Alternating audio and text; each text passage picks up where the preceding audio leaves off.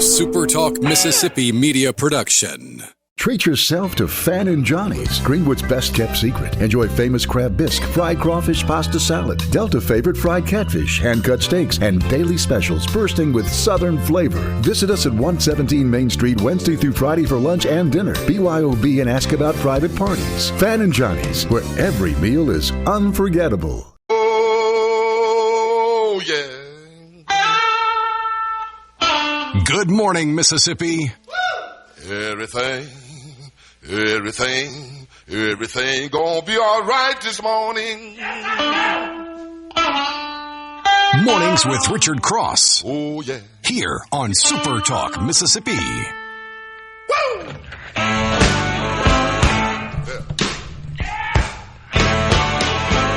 Now, when I was a young boy, at the age of 5, my mother said I was gonna be the greatest man alive. But now I'm a man,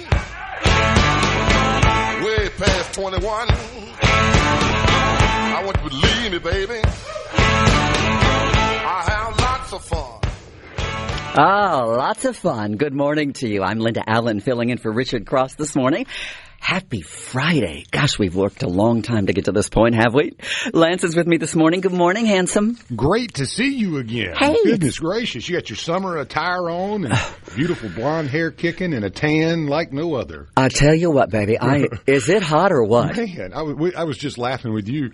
And you have some trivia for us as well on humidity. I mean, I got out of my car a minute ago, and I thought I was raining. I was so slick. It's hot. I was up on the roof yesterday cleaning out gutters, and I kind of picked the time where there were clouds. And I was like, all right, I got a window. Rain might come? Yeah. I'm like, I better get up there. I have some clouds. It's not going to be that hot. And I got up there, and literally the clouds just moved right away. And it was 488 degrees. And I got up there. I cleaned all the gutters out, and it was a mess. But, man, I mean, I was exhausted. My legs were jelly. And I was in bed by like 8:30. It's hot. Night. It is hot everywhere. It zapped me pretty good, so. You know, my friend, I have family, I grew up in Indiana, and so my sisters are still up in that area, and they've been getting hit with really extreme temperatures. And when I say to them, yeah, it's hot down here too, they're like, well, yeah, you're used to it. Yeah. No, we're not. We're not used. No one's used to this kind of heat, right? Yeah, it's challenging. It makes it, everybody goes, well, it's Mississippi and it's the summer, but there are summers where it does get hotter. I don't care what anybody says. This one is, we've had the stretches of heavy rain. And then you've had the stretches of 95, 98, feels like 115. But, I mean, you look at the grass, and, I mean, if we were just made of what grass was made of, I mean, it seems to be really loving the heat, loving a little rain. I've replanted a yard with Bermuda. It's coming in great. So I wish I was as resilient in the heat, especially at 51. I learned yesterday. The roof is not a place to be in the middle of the sun. No, it's not. In this heat, I always think about road workers and roofers and people that have to do that kind of work in that heat, and it is so oppressive. And, the older you get, the worse it becomes because, as you get older, you add meds to your list, and those medications cannot, interact well with the heat and the sun, and you have to be really, really super careful. If you have animals, people don't think about this, but when you talk about the concrete, I actually have a heat gun, right? Like you use to see what the heat is like. Oh, yeah. And you look at the pavement on a driveway or even walking your dogs on a sidewalk, and it's over 100 degrees, and their feet are not made for that. Their paws are not made for that. They want to stay in, and that's why they call it the dog days of summer, right? Nobody wants to do anything. We talk about the humidity in the South. People who live out west will go, "What's dry heat?" Well, heat is heat. But here in the South, we are in this swampland, right? Mm. What do you think is, of all the states in the country, who do you think has the most humidity? Who ranks at the top? Well, I know it's not us because you told me that I was wrong when I said Mississippi. You're a spoiler.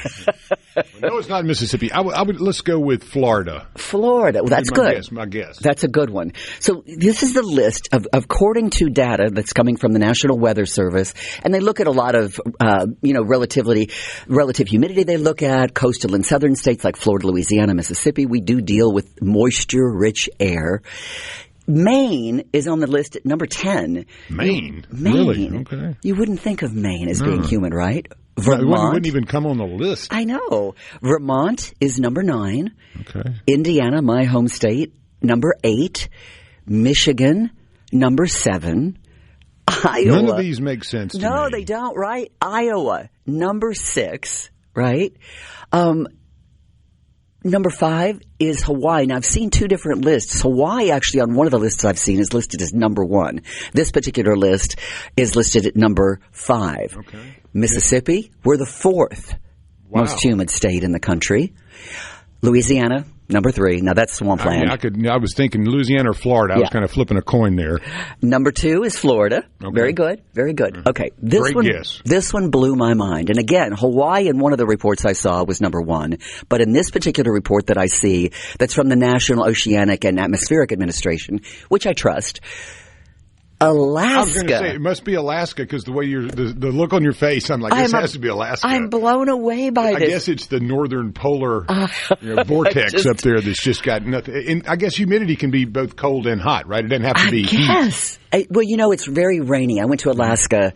It's probably been 6-7 years ago now, and we were there in August, and it was drizzly all day long. So maybe the bugs are rough too up there in the warmer months. Like you think that there would not be, the little critters flying around, but they're everywhere. I've heard. So well, I wasn't there in the summer. I was in there toward August, toward September. So it was rainy and misty, but that really surprised me.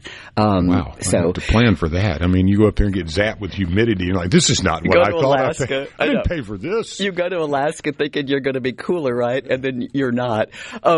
We got some weather. Since we're talking about humidity, we can cover that pretty quickly here for the state of Mississippi. And we'll start out here with the Jackson metro area, the capital city. Today it's going to be around 96, mostly sunny, 106 on the heat index. Partly cloudy tonight, around 76. So it ought to be a little nice tonight. A little wind out there out of the southwest of about 5 miles an hour. Tomorrow, again, 96. Heat index 106. And Saturday night will be partly cloudy. So your weekend's looking pretty good, but hot. And Sunday, pretty clear, mostly sunny and hot, high near 98 degrees. So that's going to kind of round you out there. And it's going to be similar to that mostly all the way across the state today. Same in the Delta, almost exactly the same. Tonight around 75. Saturday in the Delta, you will have a 30% chance of showers and thunderstorms, mainly in a window of about 3 o'clock to 4. It'll be partly sunny, high near 94, 103 on the heat index, a little southwest wind again. And then tomorrow night will be about 75 and then clear pretty much and hot through the rest of the weekend. So you have that 1 hour tomorrow. And it may shift. Where Did it you says say 1 hour? He said that 1 hour tomorrow, about 30% chance of showers and thunderstorms, but that really rounds you out there in the Delta. And then we get up to South Haven area, northern Mississippi, 20% chance of showers and thunderstorms today, mainly between 1 p.m. and 3 p.m., partly sunny, high near 90 degrees. Tonight, 40% chance of showers in the northern part of the state. Maybe some thunderstorms, too, mostly after 2 a.m., so most folks will probably be sound asleep when that comes through. Be about 75 degrees. Again, showers likely tomorrow. In the northern part of the state, that's a little bit higher precipitation chance at 60. And again, hot, though, 105 on the heat index, 92 on the normal temp. It's Saturday night. Another chance of showers is reducing down to 30%. And then as you get to Sunday in the northern part of the state, the temperatures are still hot at 95, 96 range. Chance of the wet stuff is around 10%. So decreasing as you go through the weekend in the northern part. And then on the coast, it's going to be a beautiful weekend, 91 today. Light southwest wind of around 10 miles an hour. Partly cloudy tonight at 78. Still have that breeze blowing. Saturday during the day will be about 95 and 105 on the heat index. Another nice little breeze of around 10 miles an hour.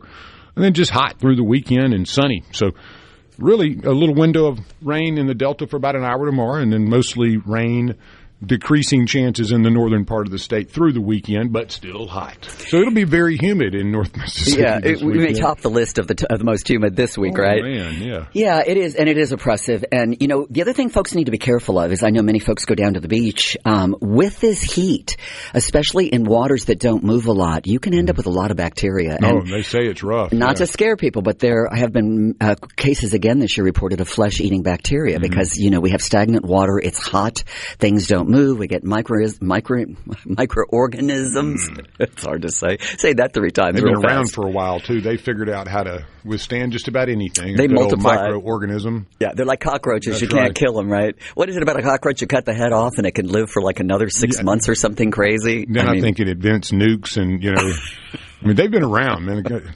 Cockroaches. I think what they say they could withstand a nuclear blast like a Twinkie. Yeah. So cockroaches and Twinkies. It's kind of like the jokes about Keith they're Richards, forever. right? With the Rolling Stones, like who lives longer, right? A cockroach or Keith Richards? Yeah. I know. I believe Keith Richards is testing the longevity. He doesn't look great, but he's still He's seems to be still doing alive. Fine. Yeah, still doing fine. It just shows you the power of genetics, right? Good genetics.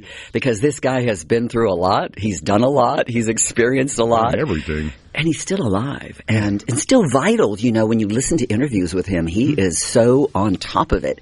And it's an inspiration to a lot of us that, you keep active, you keep busy, you keep moving. They're on tour again. When we come back, Lance, I have a place that you and I and our listeners can go to really cool off. A human refrigerator. I'm going to tell you more about that as we continue with Super Talk Mississippi. I'm Linda Allen, filling in for Richard Cross on this Friday morning. I'm glad you're with us for the ride.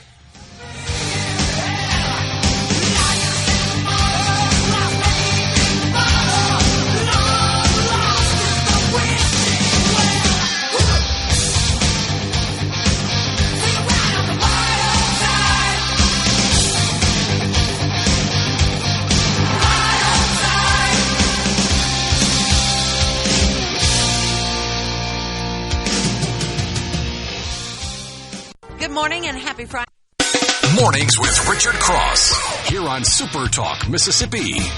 What else? And always on the Super Talk app.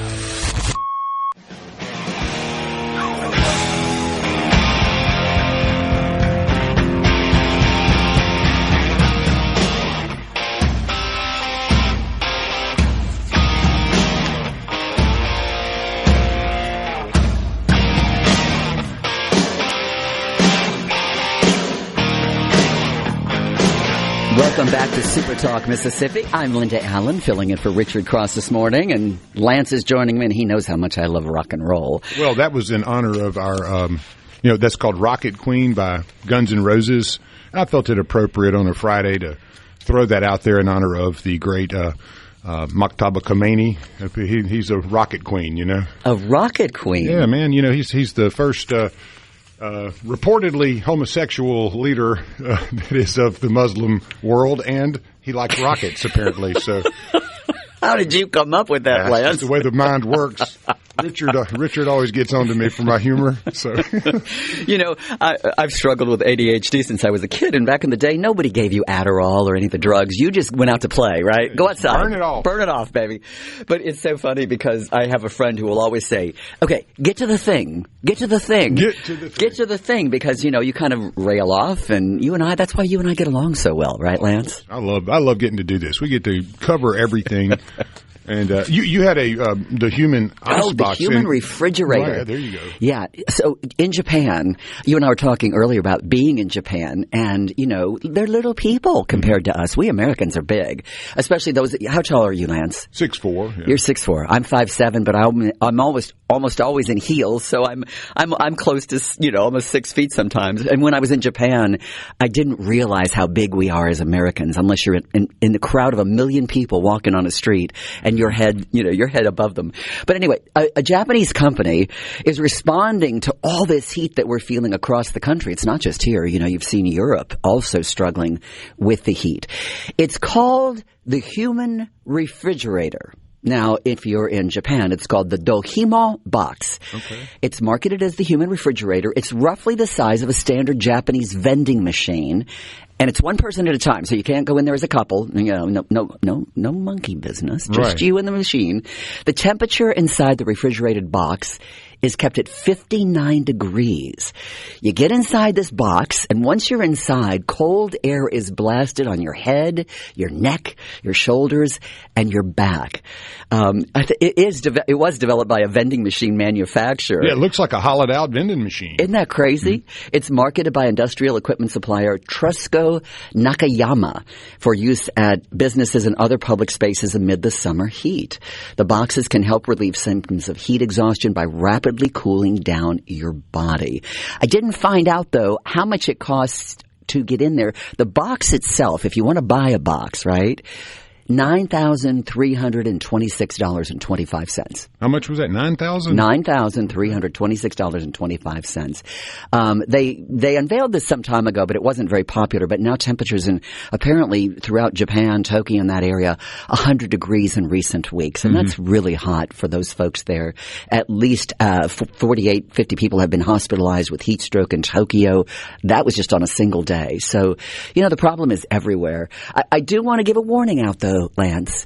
Don't get in your refrigerator. Don't get in a refrigerator. Don't do the get in the old ice box. Ugh. Do you remember when? Well, you're kind of young, but I can remember there were warnings that went out. Like if you have an old ice box in your yard, make sure you take the door off so kids can't get stuck in it. And Mama had the ice box, and it looked like the hood of a Studebaker was the door.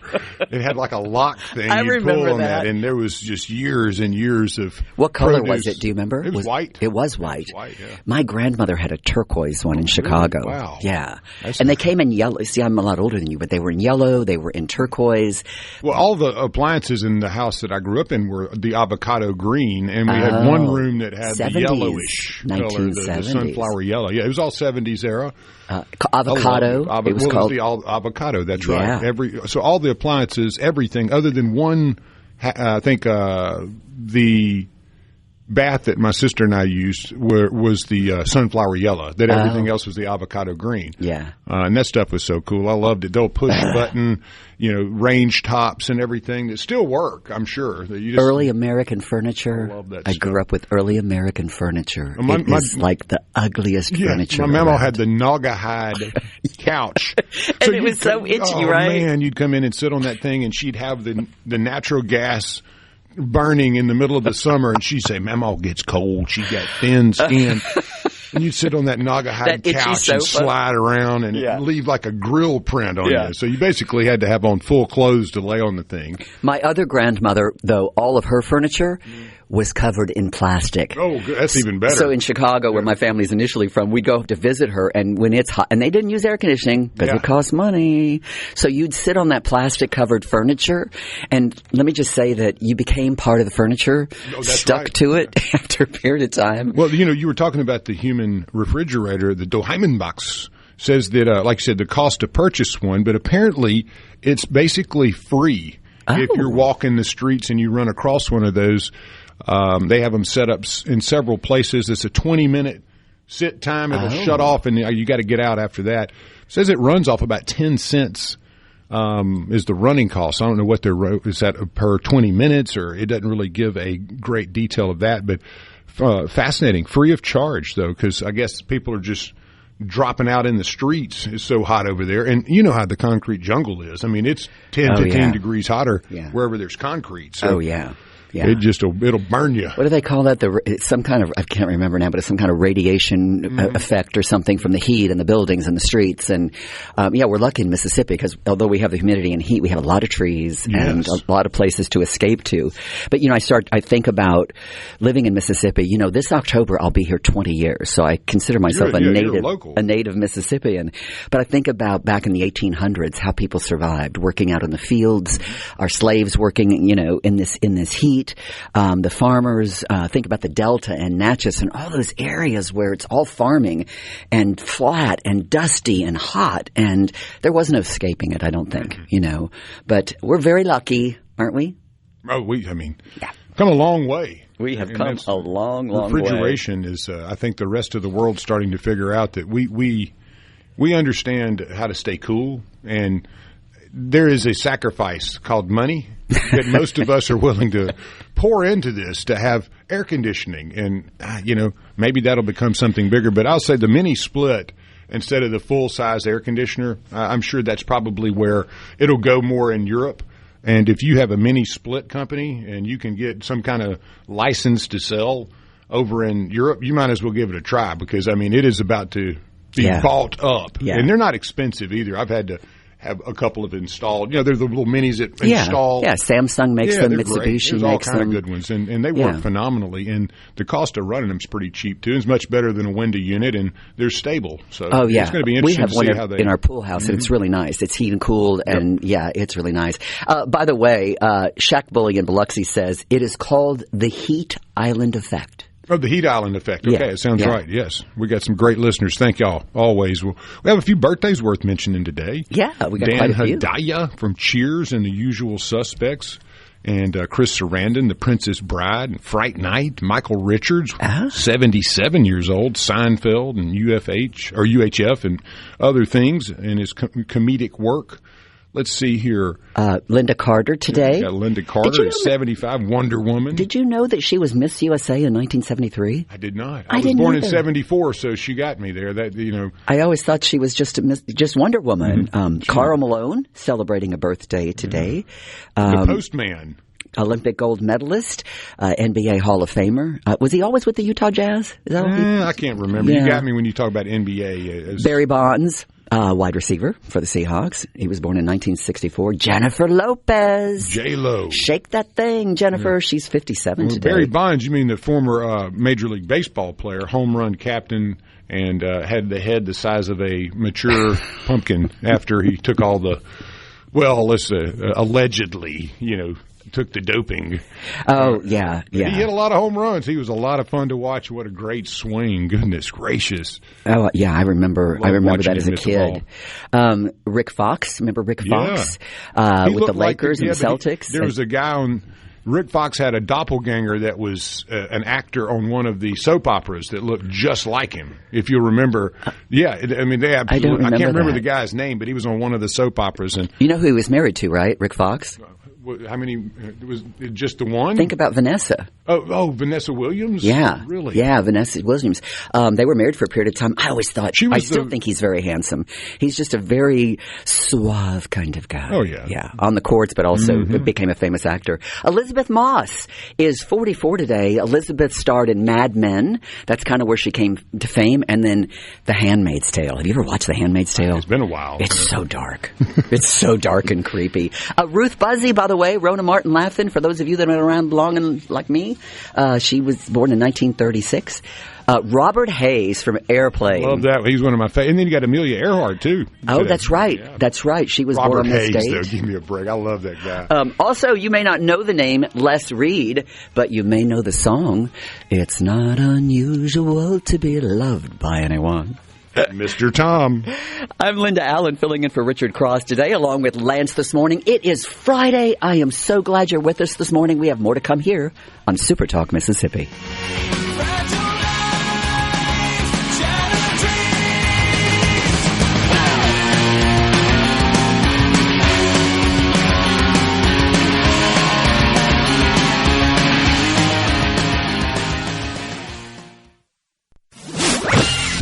Start your day right.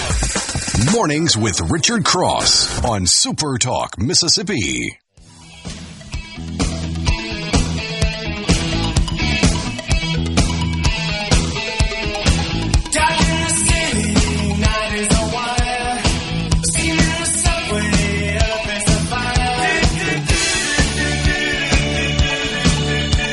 Duran. Some things just don't lose their whatever. What do you call it? The thing, the it thing. The good stuff. That's from the 80s, and my youth days, and I loved Duran Duran. Flock of Seagulls. Remember Flock of Seagulls? I play it all the time. I ran so far away. And it was the advent also of video back in the day when MTV actually ran videos, right? Well, Friday night videos, I think, kind of came a little bit before that MTV, and MTV went, I might be wrong here, but I remember sitting down, going to Roller Express as a kid. You had to go get the roller skating in, go get jacked up on arcades, and greasy pizza, then you'd get picked up and come home. What And else if you has were changed lucky, since right, then, if you were Lance? lucky, you got to stay up late enough to watch Friday night videos. I do. Now that you mention that, I do remember that. I was Those were living. so fun. I was living and going to school in Daytona Beach, and they had introduced, and I know they were across the country, but they were video discos, and basically they were dance clubs, but it was gigantic screens, and so Flock of Seagulls. Michael Jackson didn't come on board until later. That MTV and some of them wouldn't play him, but Flock of Seagulls and Duran Duran and some of the Madonna. That's how these groups got so famous, because like Madonna in the day, she wasn't a great singer, but she was a great entertainer, and we loved that stuff. And then of course, then the crunchy music came out where you're going to clubs and crashing up against a fence. I love listening to some of the old big hair rockers that when they heard Nirvana for the first time, they went, "It's over. Yeah. It's over. Yeah. We're done." Now, obviously it's come back where we've seen a lot of the 80s bands that are getting new respect and newfound love, but there was a 20-year window in there where grunge just basically knocked it out. Yeah, it did for a period of time. I mean, you think about the groups, Eddie Vedder and, a lot of these folks that came out. What's interesting to me is that as an older person, going to weddings with young people, and events like that, do you know that they're playing all of the music that I grew up with? That's right. They love it. They absolutely love it. It has soul. It does have soul, and it's lasting. A lot of the music that we grew up with, and I know we sound like dinosaurs saying this, but the music we hear today is fun, but it doesn't have the lasting effects like when you look at the Rolling Stones, right? And you look at Nirvana. I mean, they haven't produced music in a very long time. Of course, Dave Grohl went out, and he's done a fantastic job on his own, but that music still lingers, and you still feel it. And Alanis Morissette, you think of some of that time, some lost music. Went to a Morissette concert back in the 90s. I went on a date with somebody up in Memphis at the Pyramid. That was a good one. Guns N' Roses, you played earlier. I love Guns N' Roses. I saw them a couple of years ago, and there's a lot of talk about how Axl looks so bad and he sings so poorly. I didn't see that at all. He's aged. He's got the 50-year-old spread, right? Guys get that, right? That little belly, and he's a short guy. But let me tell you something. He belted out, and Slash was there, and they did an incredible job. So I was really happy with them. I saw them on their first tour. I think they opened. It must have been Van Halen or one of them, and they played at the Coliseum here. And nobody knew who they were. We went in we were going to get there early just to, get the T-shirts and stuff, the swag at the front of the Coliseum. And you hear, everybody starts getting excited, and you go in, and we were at the very, very back. We were probably 12, 13, and parents would just drop you off. And I wasn't little, but I was definitely young. But now looking back at it, you were really young. But we hear this, they come out, and this guy has his top hat on, and this dude's slithering all over the place, and they open up to Welcome to the Jungle. And that was like, what? What is this? And at that moment, I think everybody went, oh, this Guns N' Roses band's going to be pretty good. They lived up to the billing, but I felt kind of honored to be in that first. Yeah, that's really cool. What a great memory. I can't remember how many places they had played right before, but it had just. People had heard them, and it was back then you didn't have internet, so nobody really got the message out. Yeah, it was word of mouth. You told your friends about it, or and that's what concerts are about, to help promote the albums, the records, the CDs, the 8 tracks, the cassettes. I had an 8-track in my first vehicle. It was awesome, and that's how I got. And most of the listeners know that I had 2 8-tracks: Kool and the Gang, and Sly and the Family Stone, and that's what I listened to for a year. Before I got my first car. And, I was a weird girl. My first 8-track was Aerosmith, Toys in the Attic. Nice. And I loved it, and I still love it, but then I love Cher and other crazy things. But anyway. I love going into Lost Pizza at times because they have 8 tracks that they have nailed up above the where you check out area, and some of the names on there are great throwbacks. I'll just stand there while I'm waiting and look up there, and man, that's there in the Metro. You're talking about in the Metro. Yeah, it's over at the Res area. Yeah, I'm not sure if they do that at all the locations. That's a really cool idea. They have a bunch of. They probably got 50, 100 8-tracks up there. Oh yeah, that's so cool. Parliament. I remember having Parliament. Parliament, though, I had the album, the Spaceship album. Well, albums were great because you had all the artwork and you had a lot of biography. You learned a lot about it. When they came out with the CDs, you did. lost a lot of that. They did a little bit. They had a little right? book in there, and then after a while, it just was the slip in the front, and you were like, "Oh, where's the good stuff? Where are the lyrics?" Yeah. And we'd spend as a kid though. You'd go and buy a 45. I'm showing my age, but you'd buy a 45. But if you got the money to buy an album, you would read that thing front to back, like multiple times, right? That was your going to bed reading. Yeah. So that's kind of fun looking back at history and our childhood. Hey, speaking of history, this is kind of interesting. Back in 1911, American historian discovered Machu Picchu. If you know what that is, that's in Peru, and it's an ancient Inca village. And I thought that was interesting when I saw this today because there's a show right now that is on about Pompeii that is fascinating with Tom Hiddleston. Hiddleston's doing it. Have you seen it? I almost watched it, but I crashed out at 8:30. I said, I might turn that one off. Yeah, just fell asleep. It's a little bit of a weird way that they're explaining the story and telling the story, but it is also fascinating. I mean, even as a kid, I was fascinated by Pompeii and just this village that was just buried. And so it's kind of cool. So if you're into history and you like things like that, that is fun. So Hiram Bingham that found it, right?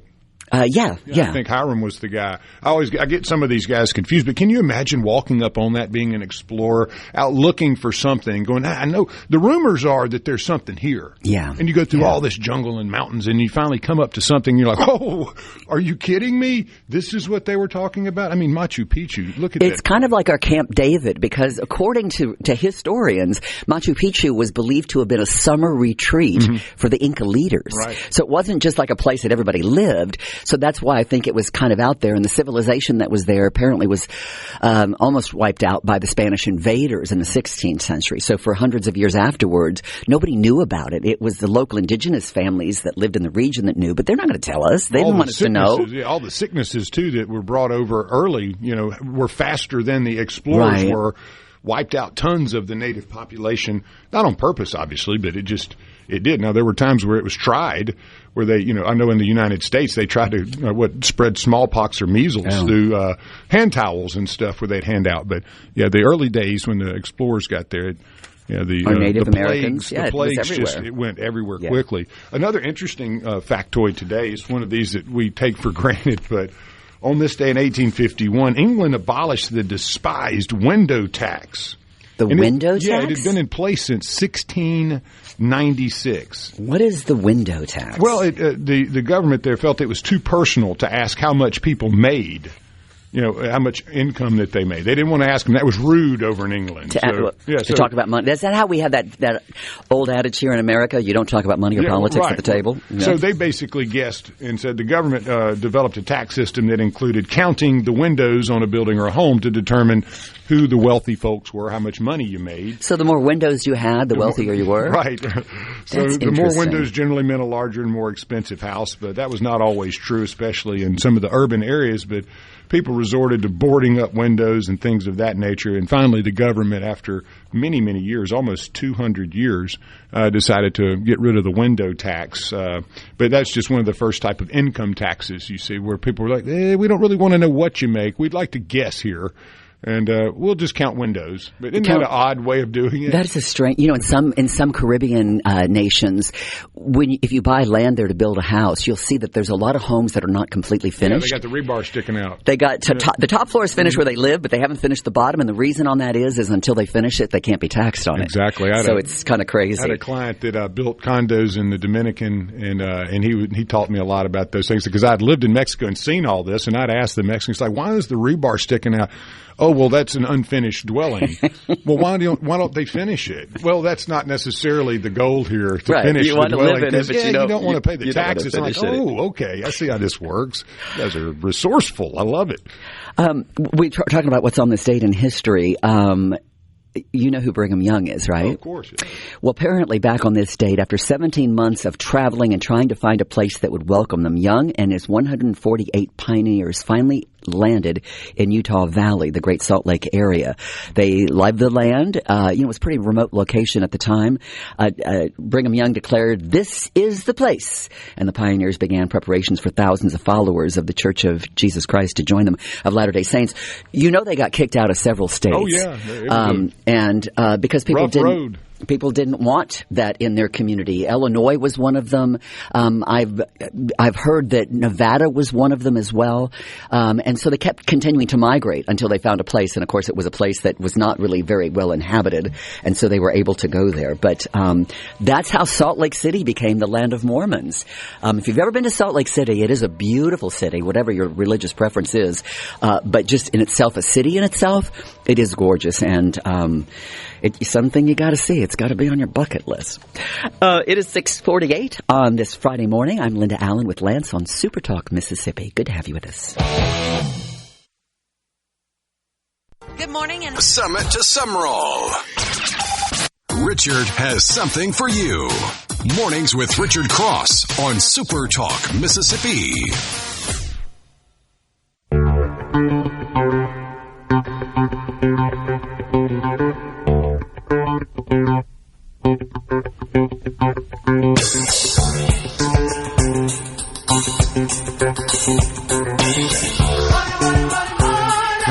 Money, money, money makes the world go round. Of course, I still, every time I hear that song, think of Trump, President Trump getting out of a helicopter, walking the pad, going to the show, right? I could use some of that. I hold some of his money for him if he ever needs me to. Oh, just to hold it for you? Yeah, I just hold it. You know, and then haul butt, be gone. So we got some money coming up for this weekend. Tonight's drawing for the Powerball. And then also we have a big drawing tomorrow night. Are you a lottery player? No, I'm not a lottery player. Every blue moon, when the totals get up to the nosebleed section, I will go out and buy a ticket and not sleep well at all. So what is a nosebleed? What is a nose? How high does that jackpot got to get? 6, 7, 800 million. And we've got 2 of those right now. Yeah, so, we really do. It's kind of hard to make a decision. Yeah, buy one of each, I guess. And we haven't had some winners. Lotto America has had no jackpot winner. The estimated jackpot for tomorrow night is $2.1 million, with an estimated cash value of about $930,000. Who's playing that though? When you got 600 million. Over here on Powerball and 743 on Mega Millions. You got 600 million on Powerball. Yeah, that's a lot of money. But then you got Lotto America with 2.1 million. I mean, like everybody's like, no, I'm not doing that right now. Yeah, but you're odd. But think about it. I know. Not everybody's playing, so then maybe your odds are better. It just doesn't win often. I was saying that yesterday. I'm like, I'm bored with Lotto America. It's just so slow. The other ones pop and hit and do. Mega Millions, no jackpot winner, so the estimated jackpot for tonight on Mega Millions. Now, is this enough to get you going? $743 million? I can do a lot with that. Yeah. So if you have the cash out, would you cash out or would you take it over time? No, we have this debate all the time. I'm taking the cash and running. I'm right? Gone, man. Yeah. I'll show up for work and have a blast, but I'm also going to, as I've said, if I win the big money, we're going to have a big Mississippi block party. I'll drop 20, 30, 40 million on that, and everybody have a good time. Oh. What am I going to just give it to the city of Jackson and let them fix their roads and there'll be plenty for that. There would be conditions, though. I would want my name on every road, at least in some way or another, like a hyphen, Lance Talbert Boulevard / Medgar Evers. I'd, be like Trump with the Kennedy Center. If I'm throwing my money down, I want my name on it. I work down in Florida, so I'm back and forth in Florida once a month or so. And now they have changed. It used to be Palm Beach International Airport, right? Yeah. Well, now all the signs are very presidential. This is about 20 minutes from Mar-a-Lago now. So now it is the Donald J. Trump, DJT. Yeah. So if you go online, and it's no longer PBI, it's DJT, the Donald J. Trump International Airport. So, it's going to be a highway next. I'm sure he's going to basically own Florida. And it'll all be in gold. I keep waiting for that. I keep waiting for the gold-encrusted columns to be there when we get off the plane and, gold leaf, everything gold leaf. Gold, yeah. And feet, lots of feet on the furniture, overdone. Millionaire for life, no millionaire winners so far. The numbers from last night's drawing, 3, 6, 13, 14, and 40. We haven't had a ton of winners rolling. The jackpots are rolling, though, according to them. The nation's biggest draw games top $1.3 billion in combined jackpots. The Powerball jackpot has soared to an estimated $600 million, as Lance mentioned. And so if you win tomorrow night, $266.4 million. So you're gonna take over, and you're gonna have a big block party.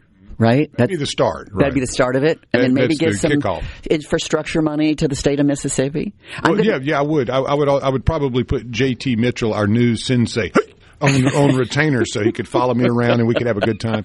Caleb Cisse Sailors, I'd have to put those two boys with me. I'd give them a retainer fee just to document everything. You got to have the facts straight. Because when you get that kind of money, people make up stuff. They say, well, he didn't do this or he did that for these folks. I say, no, I got documentation. But no, I would rename everything WLT, LT this, Lance that. Better hope I don't win. You don't want your name on all that stuff. Oh, of course I do. People will be making, forever. They'll be drawing pictures and doing things. I'll be like Achilles. I'll live forever that way. I think if I won the lottery, there are a lot of big things I would do, but I want to open a senior dog ranch. Okay. I want to just buy a bunch of land, and I want to rescue a bunch of senior dogs that nobody wants and just give them a great life, because all of us old dogs, we need that. We need somebody to take care of us and love on us. And anyway, hey, by the way, I would probably have 20 German short-haired pointers. Oh, is that your dog of choice? Bred labs and beagles my whole life, and I have a lab, but my German short-haired Hawk, he's a dude, and I would have to have more than one of those if I had the resources and the land. They're just so fun to watch. I mean, they just play and have such a blast, and you have no idea the things that they can do. Oh, yeah. I mean, climb trees. Very athletic. Oh, God. I mean, it's amazing. Yeah. And I love my labs, don't get me wrong. But, man, there's something about a short-haired pointer that just kind of gets your juices flowing when you see them do their thing. You're like, man, I wish I had that energy. Oh, yeah. They're so agile. And then they crash. I mean, the moment they're done, if you tell them to sit down, whoop, they'll lay down and just put their head on your foot or on your shoulder and crash. They run. They run till they hit the wall. Mm. Yeah. See, I like intimidating type dogs. Dogo Argentinos, Bull Mastiffs, Dobermans, Rottweilers, and I don't know why, because most of those animals are really wonderful animals, but. Anyway, I just love that. I love dogs, though, so I like cats, too. I love them. Yeah, we have all kinds of rescues, cats and dogs, and I want an alpaca, but they're not allowed in my yard, so we won't have that. And baby goats, and a baby cow, and a baby donkey, like miniature. Oh, Lance, see? We need to win the lottery and take over the world. You're listening to SuperTalk Mississippi from the Element Wealth Studio. I'm so glad to have you with Lance and I this morning. It is Friday! Yay! So get your groove. Morning, partner. The sun is up, the coffee is on, and you're starting your day right. Mornings with Richard Cross, here on SuperTalk Mississippi. Substitution, mass confusion, clouds inside your head. Involving all my energies until you visited. Good morning. It is 7:06 on SuperTalk Mississippi. I'm Linda Allen, filling in for Richard Cross this morning. Talking about stuff filling your head and getting overloaded and overwhelmed with information. How safe is our food supply these days? I mean, I don't know about you, but and I saw a couple of jokes that came across from some of our listeners. Yeah, I get the jokes about the colonoscopy and instead of taking the prep, just eat some Taco Bell salad. There's a lot of stuff out there right now, but in all seriousness, it is a little frightening. And now to add on top of the salad concerns, we have 19 million eggs that are being voluntarily recalled because of concerns about salmonella contamination. The company Midwest Poultry Services has recalled voluntarily this number of eggs. The white shell eggs and brown cage-free shell eggs were produced in Texas and have sell-by or best-by dates between July 20th, 2026 and August 17th, 2026. Now, take a look, folks, because these are eggs that also showed up in Mississippi. The recalled eggs were available at Kroger locations in Texas, Louisiana, the Brookshire grocery stores. Gosh, you remember Brookshire? I miss them. Blast from the past there. Yeah, they're still in Texas. Also stores in Oklahoma, Arkansas, New Mexico, and Mississippi. There are some other smaller retail outlets, but eggs were shipped to food service customers in all of these areas.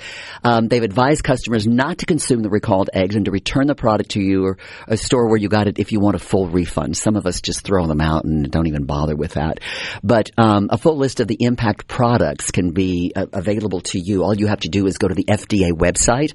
That's just fda.com. But take a look and see, because this is serious. Salad. our food source. Coming up this hour, this is going to be a good interview and interesting conversation with Pat Fontaine. He is the executive director of the Mississippi Hospitality and Restaurant Association. I haven't looked at numbers, Lance, but I can't imagine that stocks for Taco Bell have completely tanked at this point.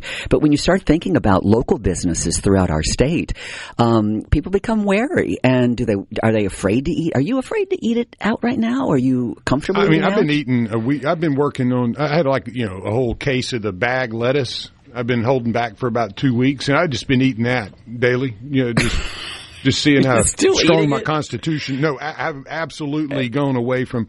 I haven't had a piece of lettuce or Taco Bell or anything like that since all of this was reported. So yeah, I mean, it definitely has affected the way I've consumed and what I've chosen. So I even drove by Taco Bell last night going, I may get something quick, and went, no. I'm not going to do that. I loved Taco Bell, but they lost me when they changed the meat. The meat is only like 30 or 40% meat, and the rest of it is, I'm not sure exactly what they put in there. It used to taste so great. Gosh, who didn't love a greasy Taco Bell taco? Right? Well, at the peak, Taco Bell was sitting at $167.49, and that's Yum Brands. Okay. So that's the company there, and it is now at a $147.37. So nice little 20-point dip there. But local restaurants too, you might ask, well, why would a restaurant buy bagged lettuce, big bags of lettuce? It's prep cost and time.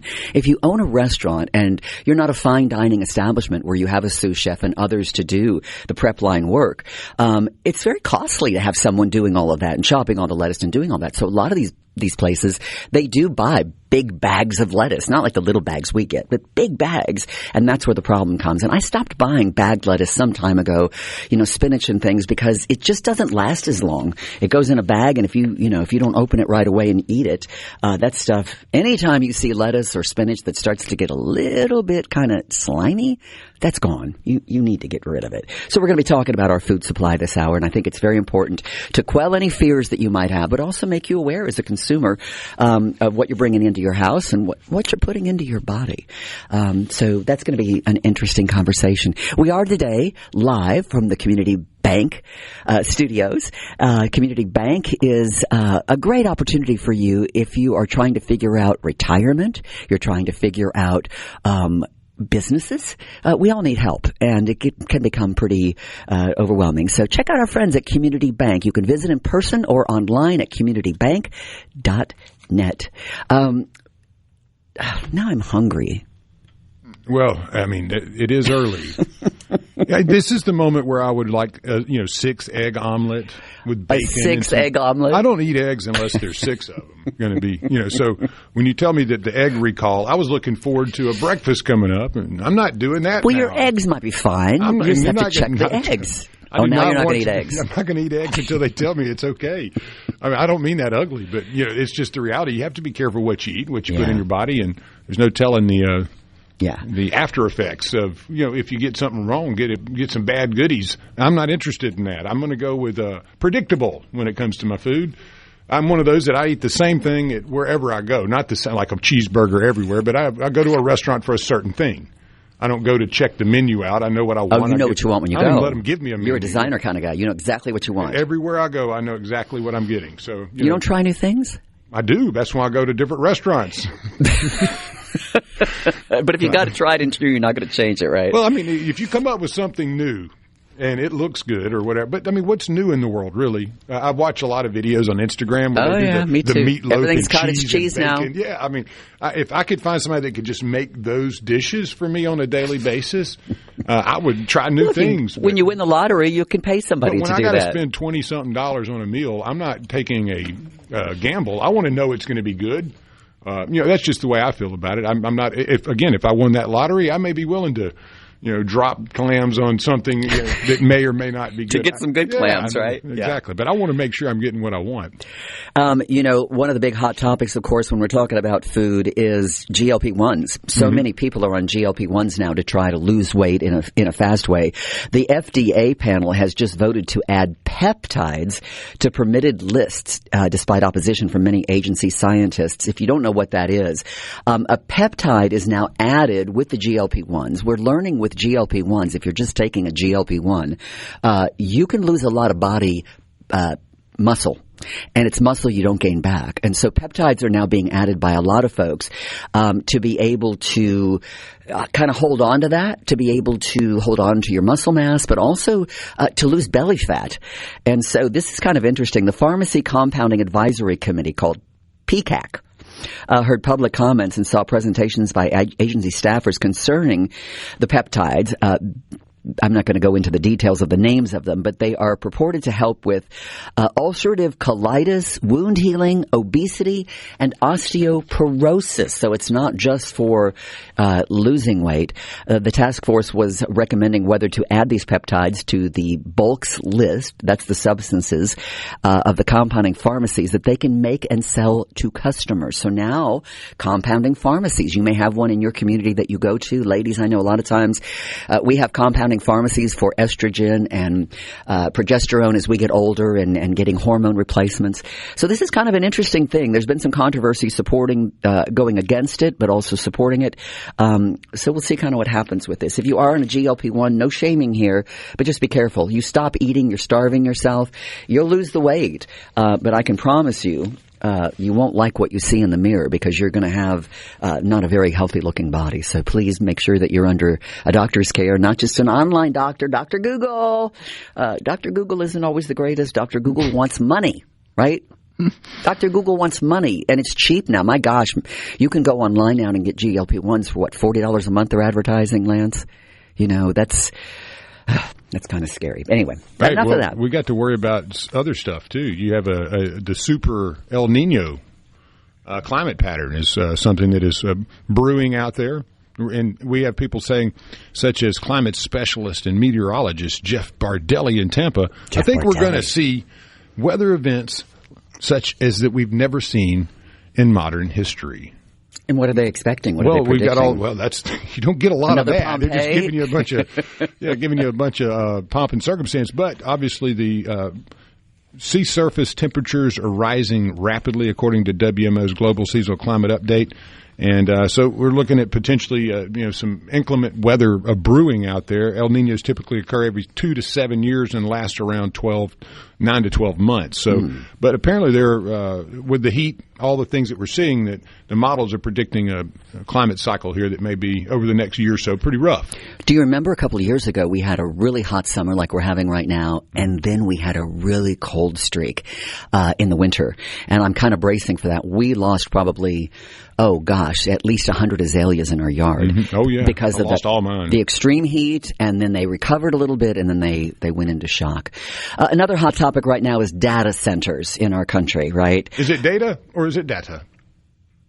Tomato, Exactly. potato. I love when you data and everybody. A friend of mine always makes fun of me. My mother was French, and so growing up, she had a very strong accent, and I was very, very uncomfortable about it because I grew up in the Midwest, in Indianapolis, and so I learned to enunciate. Mm-hmm. And my friend always makes fun of me saying, Isn't it? Anyway, we'll talk more about data centers coming up. Do you realize that they're saying by 2035 they will account for 20% of the nation's electricity consumption, water and consumption? That's a big deal. We'll talk about more of that. But the big topic today, of course, is our food source. Do you feel safe eating? What are you not eating now? What are you eliminating from your family's diet? We'd love to hear from you. You can, of course, listen to us. I'm Linda Allen filling in for Richard Cross this morning, but you can find SuperTalk on YouTube, Roku, Amazon Fire, and, of course, you're listening to us right now. We're glad to have you with us on SuperTalk Mississippi. Good morning from the Venable Glass Traffic Center. I'm Patty Steele. Venable Glass in Richland on 51 North and Brandon at 209 Woodgate Drive, Cross Gates. Traffic moving smoothly right now. We are all clear with no accidents or major congestion. Traffic brought to you by River Trust Federal Credit Union. With early direct deposit from River Trust, your paycheck arrives up to 2 days early.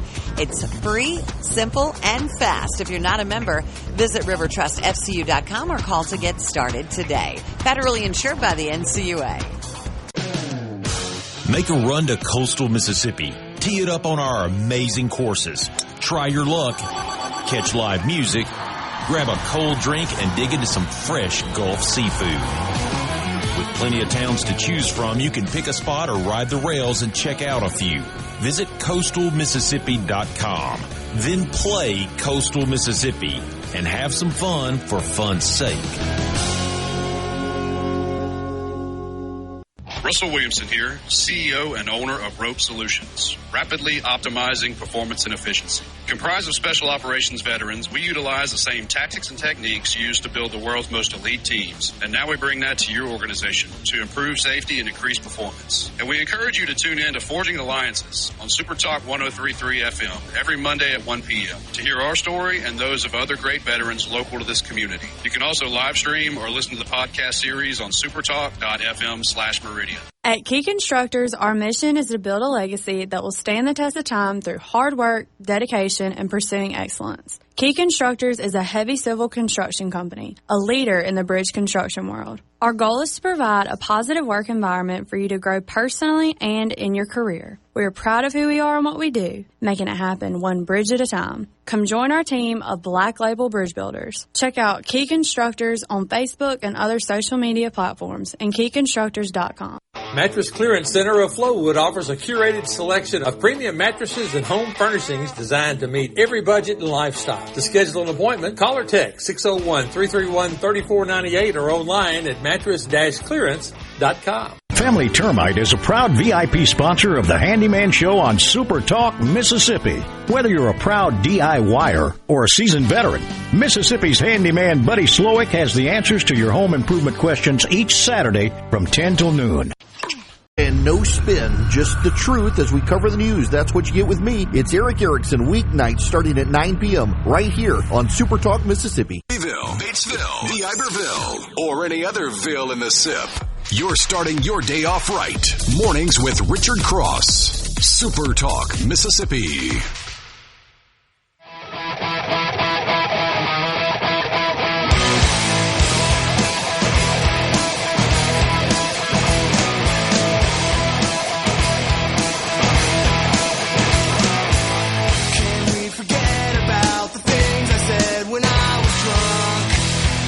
Welcome back to Super Talk Mississippi. Good to have you with us this morning. I'm Linda Allen filling in for Richard Cross. We are live this morning from Community Bank Studios. Good to have you with us.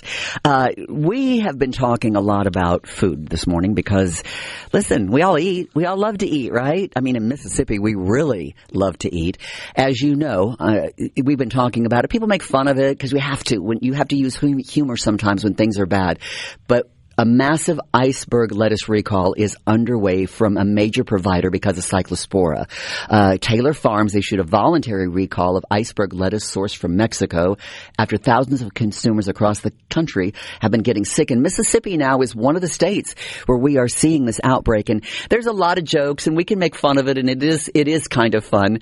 I want to share this with you this morning. At this point in history, it is healthier to eat biscuits and gravy than lettuce. What a time to be alive. You know, there's been jokes about eating chocolate now. Now that I'm eating chocolate, I know it's better than lettuce. But the truth is, if you get this cyclospora infection, you are going to be really sick, and there's nothing funny about it. And if you've ever, I'm not going to go into details, it's early morning and you may be eating your breakfast, but if you've ever had some massive gastric problems, you know what I'm talking about, and it is not pleasant. And the other thing is, it can come on when you least expect it. Imagine being at work or walking through Walmart or Target or wherever you are, taking your dog for a walk, and all of a sudden, Hey, I'll be back in a few minutes. Anyway, this morning our special guest is Pat Fontaine. He is the executive director of the Mississippi Hospitality and Restaurant Association. Good morning. Good morning. Pat, it's so good to have you with us today. Well, thank you for having me. And I want you to kind of, we're all afraid. Let's face it. We joke about it, but we are afraid. Now, what is safe? Now they just had millions of eggs recalled because of possibility of salmonella. How safe is our food supply? Our supply is safe. And, you know, the Food and Drug Administration and the USDA, I believe, do a great job in protecting the public. Bagged lettuce, someone called in or made a message about bagged cheese is bad, too. It's not good for us. Our bagged items like lettuce and everything now is prepped and ready to go, whether you're in the grocery and even in restaurants. Many restaurants, because of labor costs, have to use these pre-packaged products. Absolutely. Looking at ways to cut down on labor and the time spent on certain preparations. So it happens everywhere. Yes. What are the things as a consumer? What do we need to look for when we're shopping in the grocery, right? We're looking at bagged lettuce. We're looking at things like this. The chefs that are out there purchasing and buying from big companies like Cisco, without a warning coming in, what should we look at when we're looking at something like this to make sure it's fresh? Well, of course, look at your best buy dates. And, if it's past that, be careful. Do not purchase. Look for discoloration on those items. The Restaurant Association right now, from what you're hearing about our local restaurants across the state and then the franchises, how hard is this hitting them? Well, most all restaurants purchase their food items from approved sources, which that is a requirement through the FDA. So, they're purchasing from broadline distributors, from produce companies who are very careful from where they purchase these items. We had a huge problem with eggs, a year or so ago when we were looking at the avian flu, and that wiped out a lot of the chickens, and we lost a lot of eggs, and that became very expensive. Yes. Now we have this egg recall again, which I would imagine not only just the product that is being recalled, but now people are looking at eggs in a different way. And an egg is something that you can't tell if it's fresh or not, right? That's very difficult to do. You have to rely upon, the dates on packaging. We live in a society of convenience, right? We want everything to be convenient. And, families are working hard. And if you have children at home, you're not just working. You're working sports and all kinds of activities and things. So preparation, pre-prep stuff has become so popular. And grocery stores and others even restaurants now are selling things that are ready to go. As we do more of this to become a society of more and more convenience, do you expect to see more recalls and more problems as time goes on? That's hard to say. You look over the years at all the recalls, salmonella, even physical contamination with, metal shavings and glass. So there are a variety of contaminants. Plastic and things. That is correct. And so these things happen. They do. As a country and working in the restaurant and hospitality industry like you do you feel like our codes and our regulations are as tight as other countries, or are we pretty good and even tighter? Well, I believe that they are quite adequate. I believe, when you look at some of the European countries, they are a little bit more stringent on some items. But again, the FDA and the USDA do a great job in protecting the public. What kind of things are they tougher on in some countries? Additives. Oh, we talked about French fries in the past. Additives. McDonald's French fry has 17 or so ingredients in the United States, and in Canada, I think it's 3. And so we do add a lot. We're seeing a lot of changes in dyes that are added, right? That is correct. When you look at a restaurateur, it's got to be difficult, though, to constantly be keeping up to date with everything, isn't it? Well, we have some really great resources available to us. We're affiliated with the National Restaurant Association, and the National Restaurant Association works very closely with the FDA and the Centers for Disease Control when outbreaks occur like this. So they're keeping us informed. We, as a state association, have a great working relationship with our state health department, and so we stay in constant communication, particularly when there are instances of outbreaks. What exactly does the agency do, the Hospitality and Restaurant Association, what do you do to support restaurants and restaurateurs? Well, our primary mission is advocacy. We are the voice of the industry at all levels of government. Have you gotten a lot of calls recently about this? Not many. Not many. People just... We send out communications as soon as we got notice of this. We actually got advisories from the State Department of Health And we also got some from the National Restaurant Association, which we disseminate to our members. We know that this lettuce that was a part of the recall was mostly through grocery stores. Did any of that make its way to restaurateurs in Mississippi? Well, I believe Taco Bell. Just the Taco Bell stores? Right, but not in Mississippi. Taco Bell has been the nationwide. So when we look at the recall in Mississippi, has it been because of Taco Bell, or is it because of lettuce that was distributed elsewhere? And I believe it's just the Taylor Farms lettuce distributed through grocers. To grocers. Right. And if I'm not mistaken, the Taco Bells were not in Mississippi. In Mississippi. That's interesting. And, Lance was looking at stock earlier for Taco Bell. And, anytime you see a restaurant like this, they're an innocent, they're an innocent player in this. It's not their fault. They buy a product, they assume it's safe.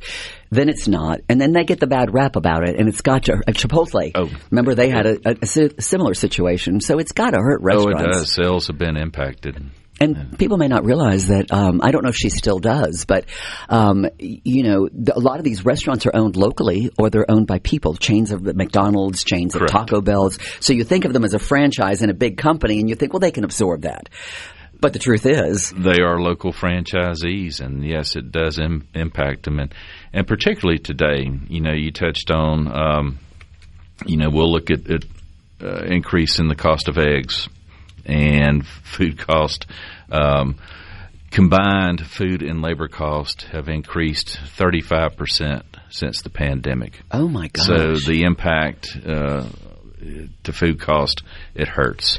Profitability for a restaurateur has decreased as well. And recent statistics provided by the National Restaurant Association indicate that the average profit margin for a full-service restaurant not serving alcohol is now 2.8%.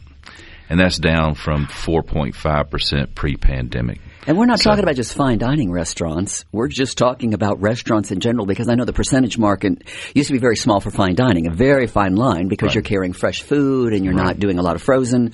But 2.8% in general.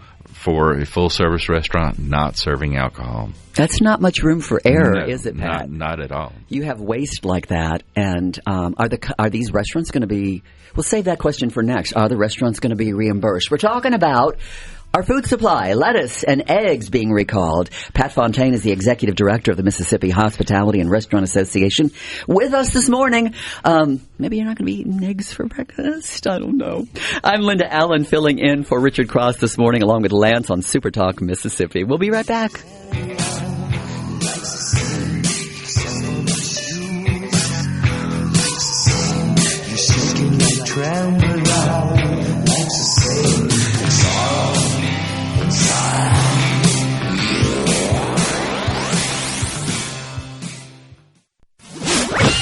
All right, now to the important stuff. Your VIP pass to hear what the most influential Mississippians are talking about. This is very important. Huge news. Mornings with Richard Cross on Super Talk Mississippi.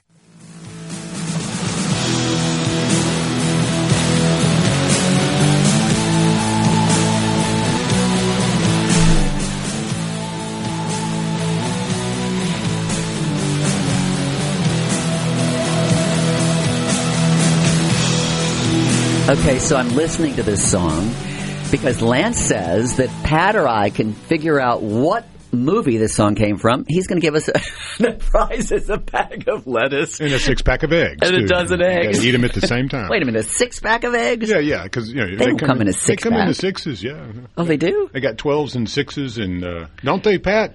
They come in small 6s? And they got the big 24s, too. I have seen in the grocery store...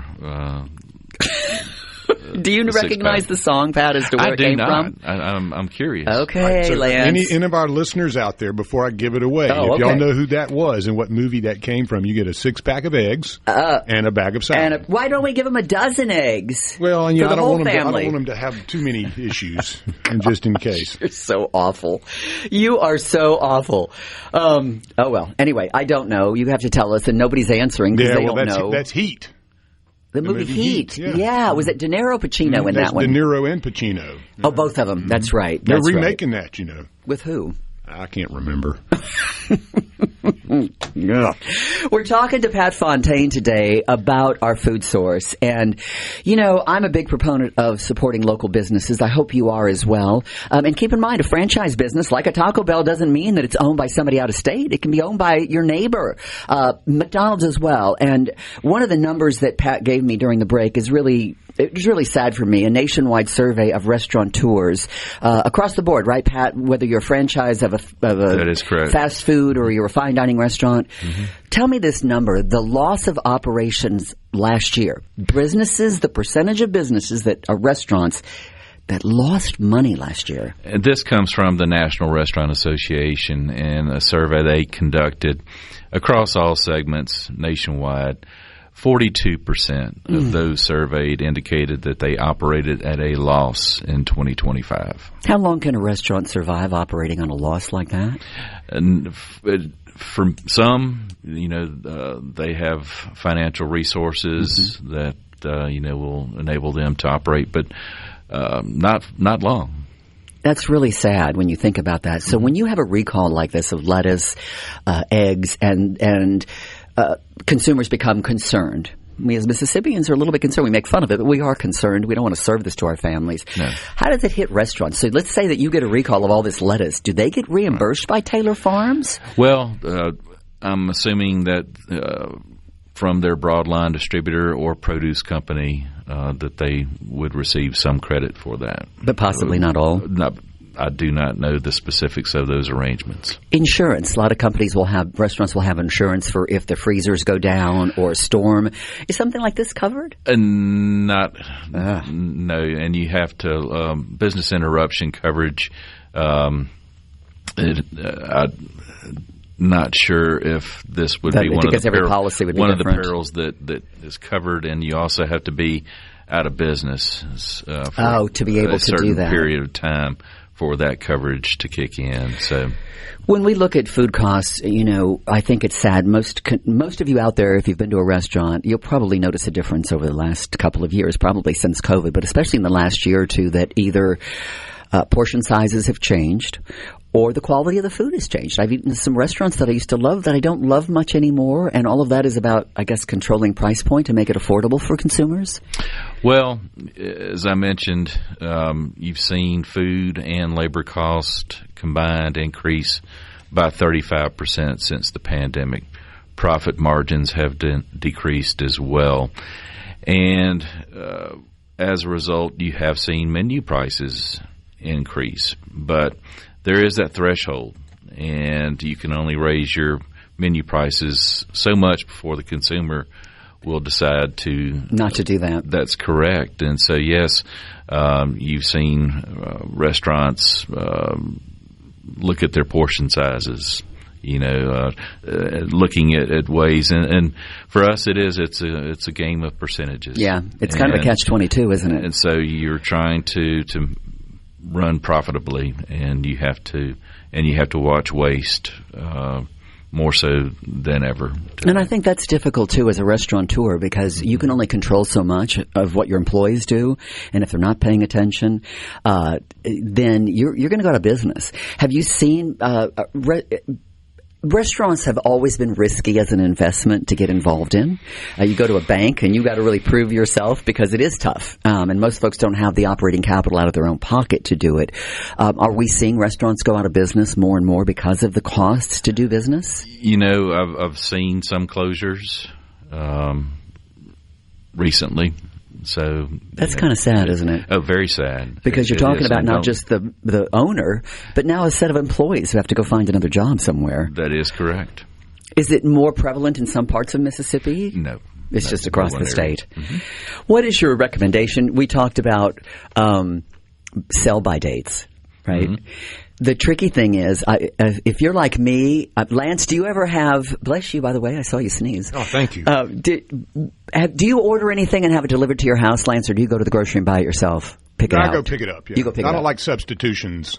Well, I tell you what, and that's one of the things that Pat and I were talking about during the break is that some shoppers, if you go on Instacart, you go directly to a grocery store, some shoppers are really good for you. They will take a look. But what's happening now is, again, because of trying to get the workload done, many times if you're ordering produce, you have to be careful. I have sent stuff back or sent a note back and said, I'm not paying for this. It's rotten. I've literally got strawberries and vegetables that I go to, avocados, and they are well past their prime, and I just received them today.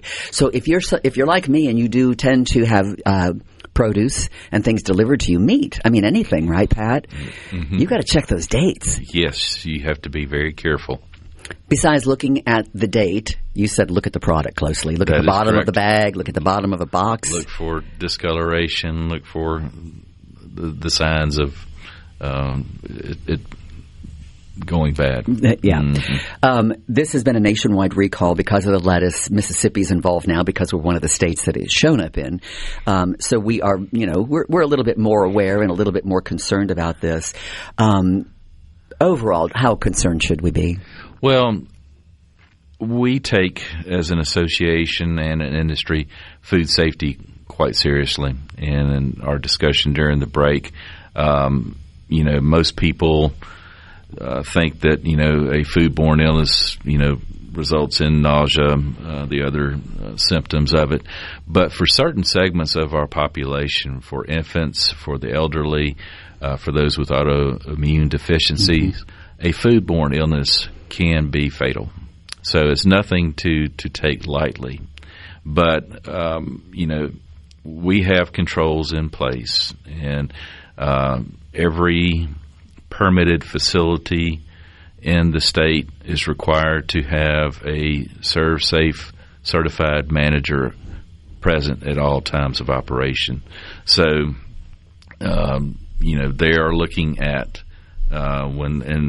when you receive a shipment from your broadline distributor or your produce company, that is when you need to inspect it and make sure that you're getting and our broadline distributors and our produce companies, they do a good job when there is a recall, and also our grocery stores, I believe, do an excellent job in getting these products off the shelf immediately. So I'm going to put you on the spot here, Pat. Would you go to Taco Bell? Do you feel safe going to Taco Bell? I feel safe, yes. Is it kind of overkill now because we're so cautious of it that they're going to be overly cautious about what they serve? When you look at a national chain like that, yes, they have controls in place, and so yes, I feel comfortable. Lance, you going to Taco Bell with me later today? I might, yeah. It's the weekend. I do have to work tomorrow. I have one question, though, for Pat. And as we've seen, there's a lot of reports out there about, the fake meat, the printed meat, the spaghetti meat. Is that something that we need to worry about here in the state of Mississippi? I saw Pat's face. And I hope that that is not something that we see in our state. Yeah. The AI engineered meat, right? No. Yeah, and we're not talking That's about robot meat. Robot meat. Yeah, we're not talking about this is stuff grown in the lab. We're not talking about people that are making vegetable, taking vegetable or soy and making a hamburger patty. We're talking about stuff grown in a lab, right? Correct. I would not. That's really creepy. It is. It's very scary. Lance, are you old enough to remember the movie Soylent Green? Oh, I watch it at least once a week. Of course I'm a huge fan. Golly, what a wild one. Do you remember that, Pat? I don't. No, you need to watch that. Oh, it's an old... Is it Charlton Heston? Yeah, the Charlton Heston. It's a great movie, too. Okay. It's an old movie, and it's really... I don't want to... Well, should I give the spoiler away, or should I... Sure, yeah, it's old enough. So it's an old movie, and basically what happens is Charlton Heston finds out that people become the food source. That is Soylent Green. Ooh. Yeah. So we're not there yet, but we're getting close if we're engineering meat in a lab. Good God, my folks, my friends. Grow your own stuff, right? I think we should all just start growing our own stuff, Pat. Pat Fontaine, thank you for joining us today. What a pleasure to have you. Well, thank you for having me. And we want to encourage people, go out and support your local restaurants, please. Absolutely. Dine out often, please. Yeah, keep them in business. You're listening to Super Talk. Lance and Linda Allen filling in for Richard Cross today. We'll be right back. Oh, yeah, what condition?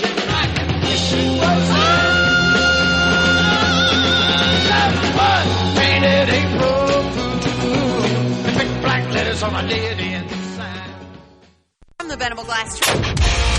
Wake up, get up, and start your day right with Mornings with Richard Cross here on Super Talk, Mississippi.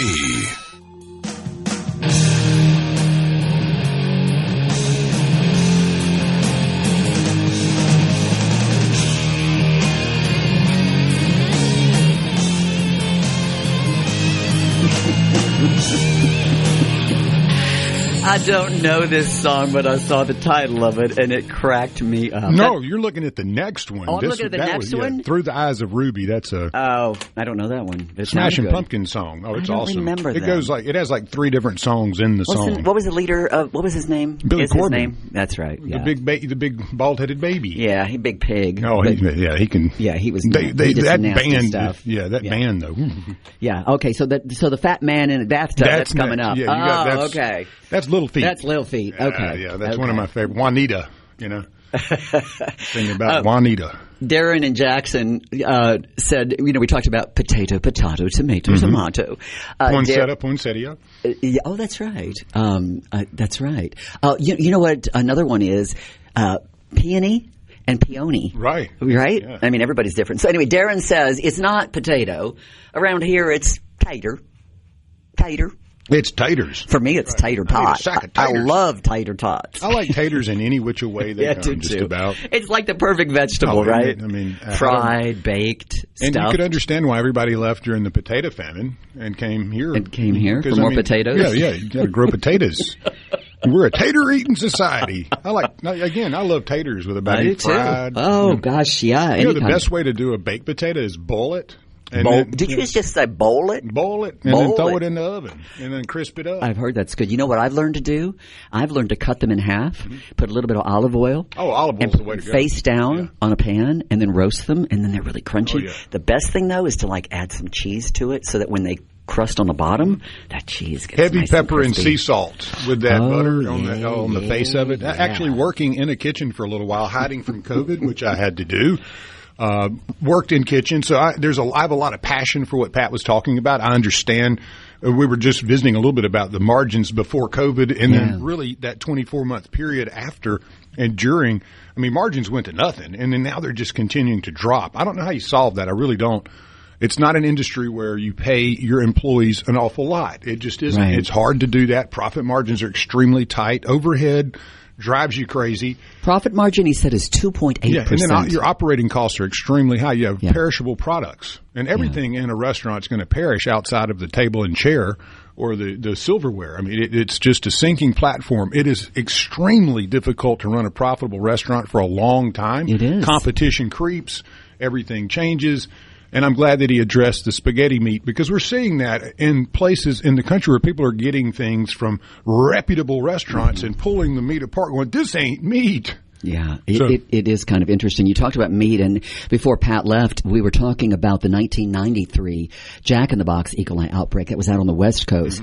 And it was a massive foodborne illness. Over 700 people got seriously ill. 4 kids died from this thing across Washington, Idaho, California, and Nevada. And here's what he said to me. He said that the illness was caused by undercooked meat. Jack in the Box had come out with this big burger that was super thick. And what they didn't consider was that by being super thick, the cooking time needed to be different, right? They needed to cook it longer, and they didn't. So the patties resulted in a landmark of the overhaul of the U.S. food and safety policies. Here's what he told me, and this is really sad. One employee caused the outbreak by not washing their hands. They were making salsa. They didn't wash their hands, and they traced it back to one person.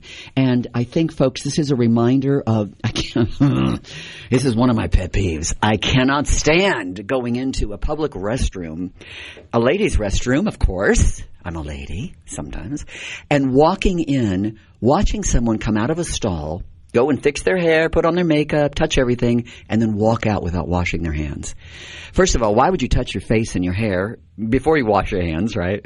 But it's insane. Do you see that in the men's restrooms as well? Men just going and not... Men are pretty good about washing their hands. I mean, you'll even go in and watch people wash their hands on the way in and then on the way out. So, yeah. There's a comedian that talks about that, why would you touch yourself if you haven't washed your hands first? I mean, I'm one of those that you pay attention after you work in a place like that, in restaurants, and you understand quality control.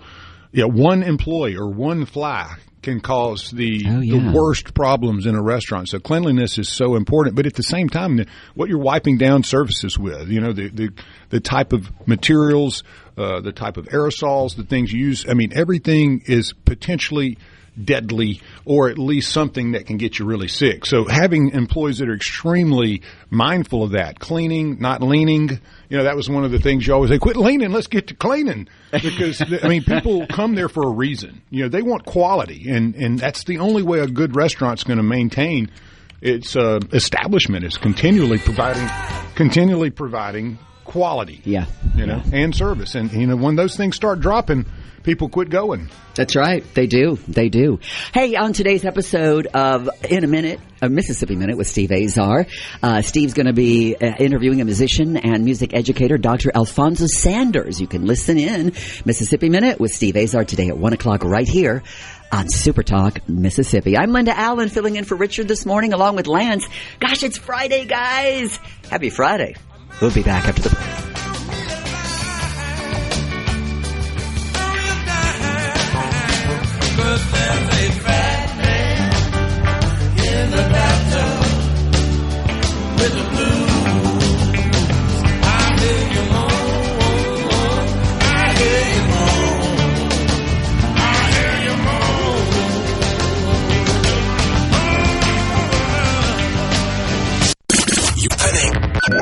You're waking up to what's happening. Mornings with Richard Cross.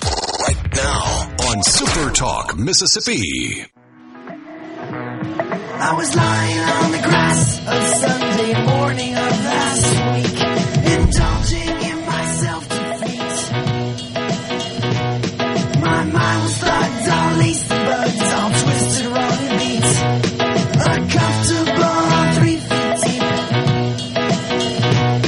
Now the fuzzy stare from Welcome back to Super Talk Mississippi on this Friday morning. It is almost 8:07. I'm Linda Allen filling in for Richard Cross this morning. Richard Cross Mornings are brought to you by Community Bank. Community Bank is just what it says. It's a community bank right in your own community that knows you because they're here. When you walk in, you're more than an account number. No matter what your banking needs are, they're there to talk to you. Real people who are there for you, who care about your goals. Community Bank, a local bank built on real people who care about your goals. Community Bank, a local bank with relationships right available to you. You can go to communitybank.net for more information. Linda Allen in for Richard this morning along with Lance.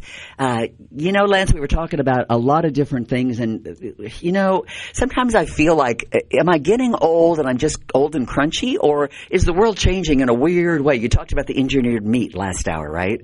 That's kind of creepy. This was wild. It's really, really creepy. And you got robot pets, too, so that kind of gets me a little off. No. Go rescue an animal. We're going to be talking about that a little bit later on this hour.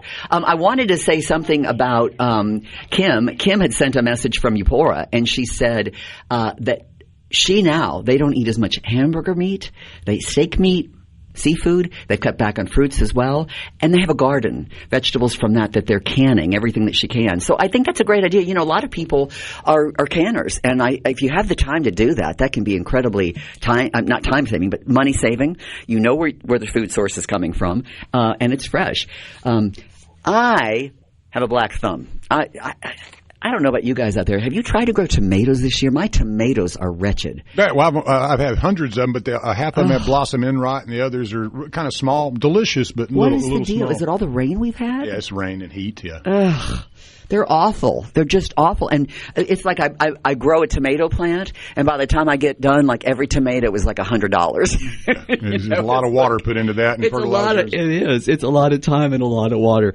The other hot topic that's going in our world right now is data centers, right? Data centers. We have them in Mississippi. From what I understand, there are currently 24 operating and developing data centers. Data centers across our state. Industry trackers map over 20 facilities in Mississippi, including several massive, multi-billion-dollar hyperscale and AI campuses currently in development. So you might think, well, that's a great idea. It's business, and when they're advertised, and it's about jobs and it's about business. But the biggest concern right now is about the strain on the electric grid, and that is forcing some companies to have to find new ways to power their facilities because local governments and political leaders are looking at this now. This came up on us pretty fast. These AI data centers didn't have them, and all of a sudden now they're everywhere, right? In fact, the projection for the next, let me look at this real quick. What they are saying is that by 2035, the demand for artificial intelligence will surge to the point that data centers in the U.S. will account for about 20% of the nation's electricity consumption. Now, when you look at this, Bloomberg, this is coming from Bloomberg, they project that data center powers need to reach 194 gigawatts by 2035. Okay, now, I don't know what that means, but that can be something that we look at. That's an 83% increase. So, yeah, that is a problem for us, and I wanted to mention it because we did talk about it last hour. Caleb Sailors is with us this morning, a multimedia journalist, to talk with us this morning. Good morning, Caleb. Linda, good morning. How are you doing on this Friday? I'm doing great. How about you? I'm well. I took a 5:30 a.m. flight from Tampa to Houston. I'm currently in the Houston Hobby Airport waiting to head back to Jackson. Had an eventful week at SEC Media Day. Yeah, I want to hear about that because that's so exciting. And that wrapped up yesterday, correct? So you're on your way back home. Tell me about what that was like.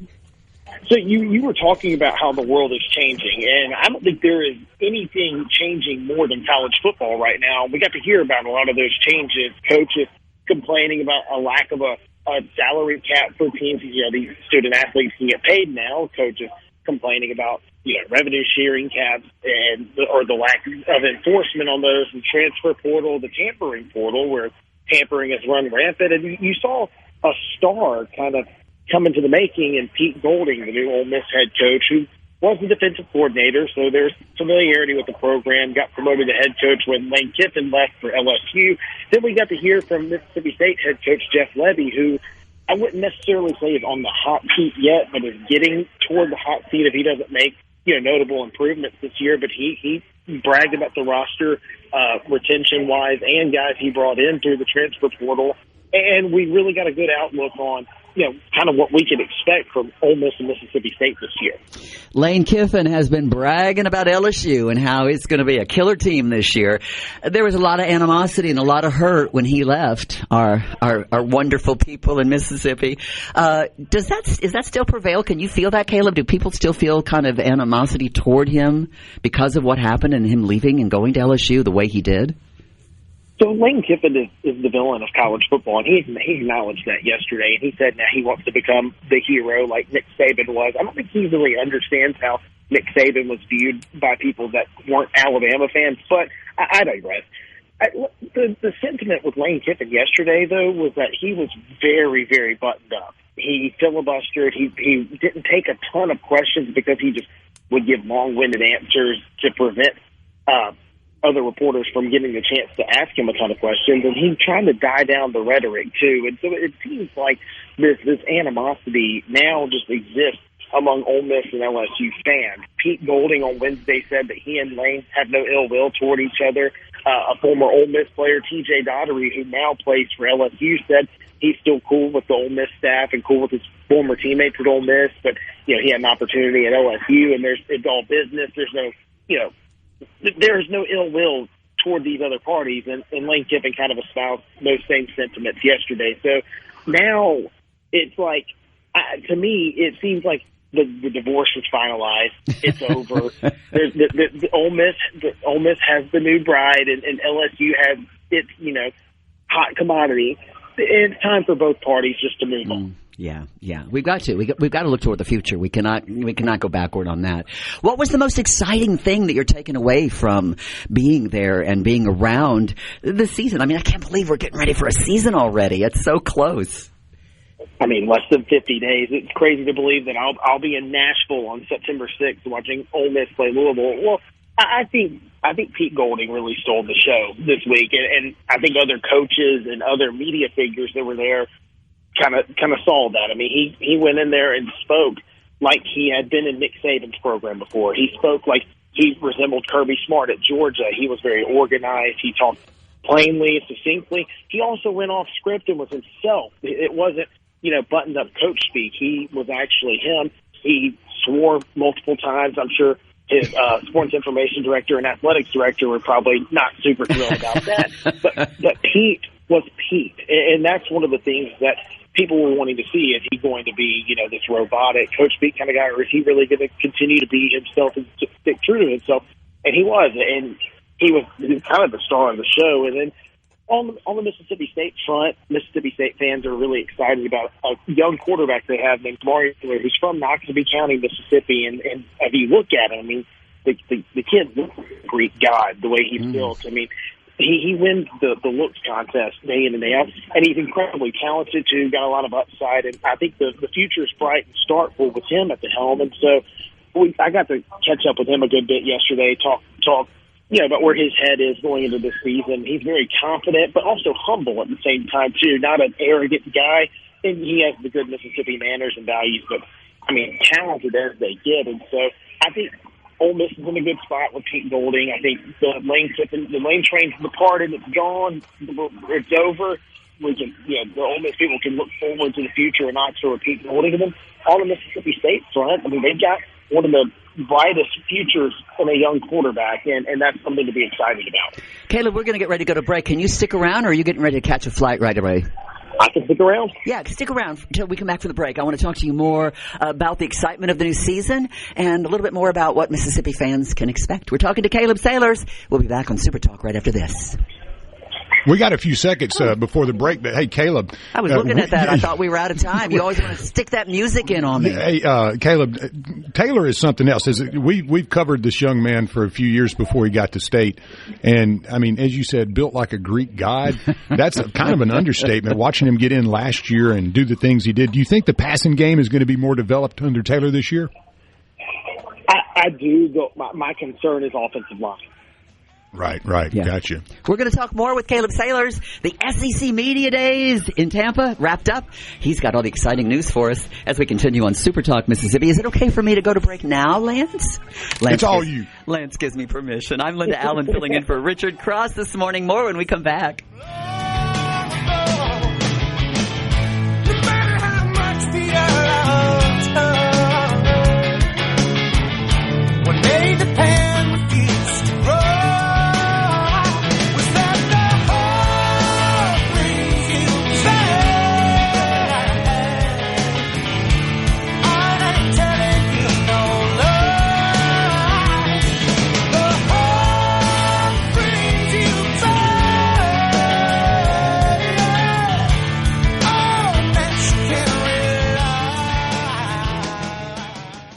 From the Venable Glass Traffic Waking up Mississippi. From South Haven to Scuba, it's Mornings with Richard Cross on Super Talk Mississippi. You can't touch this.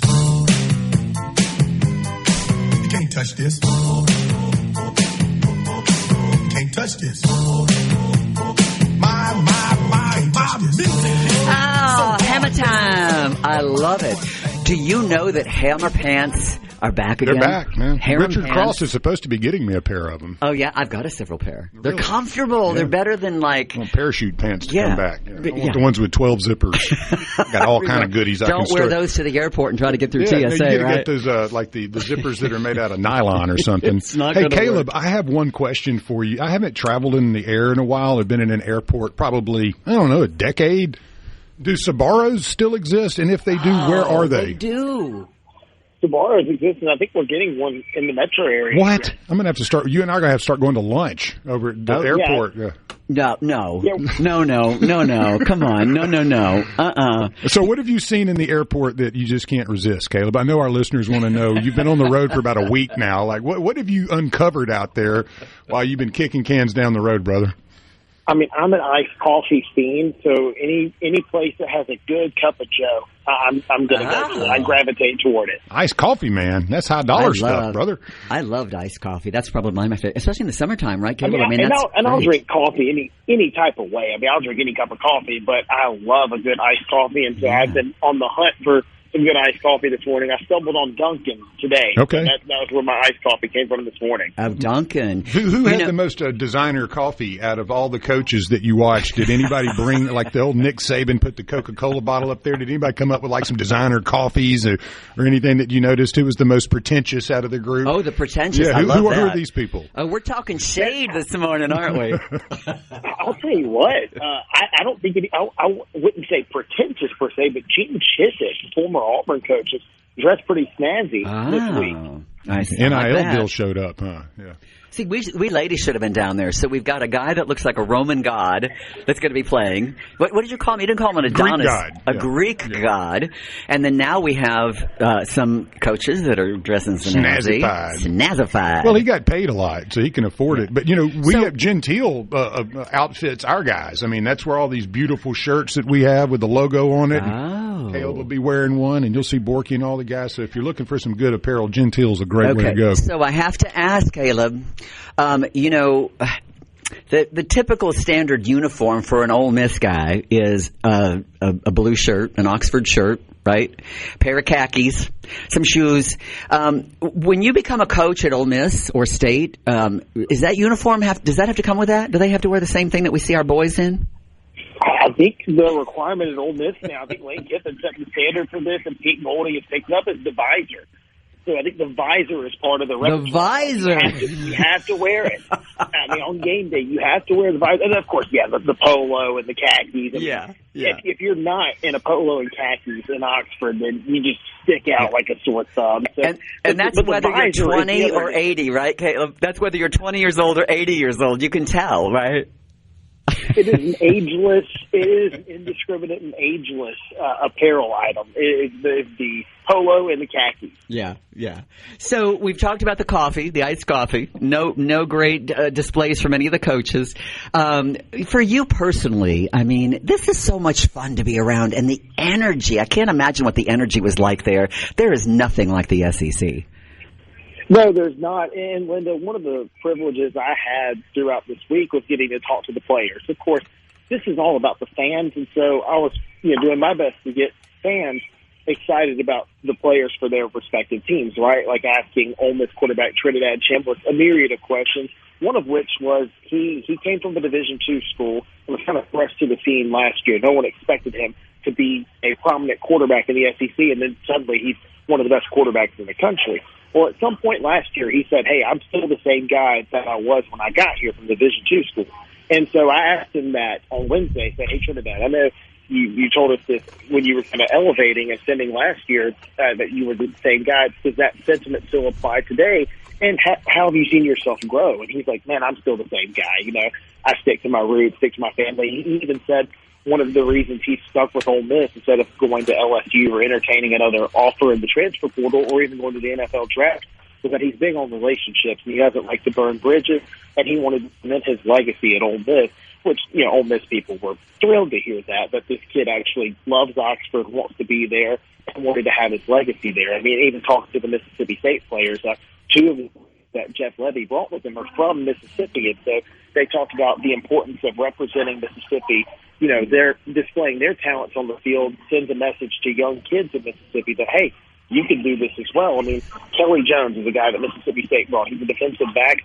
He's potentially going to be a first-round NFL draft pick next year.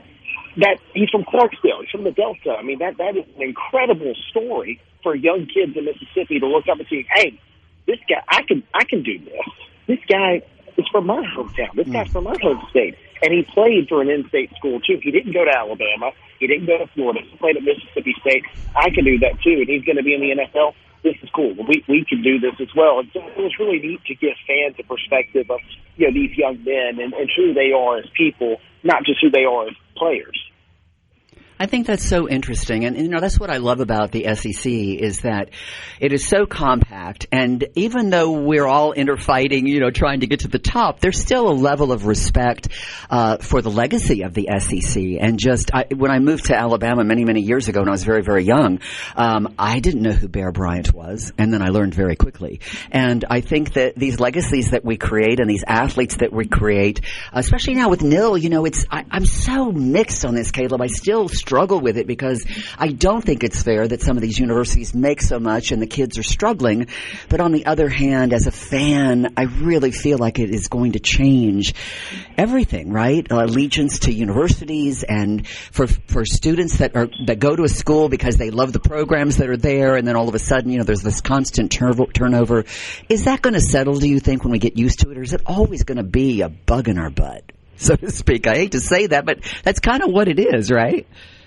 Well, in the world of college football specifically, I mean, we've seen a lot of changes, but some of the changes that people want to be made have not been made. Now, I will say, to the testament of NIL, that it's been good for a lot of student athletes who would go to college on a scholarship and then wouldn't be able to afford to get a haircut or would have to sign an autograph to be able to pay for a haircut or for a meal. Or right.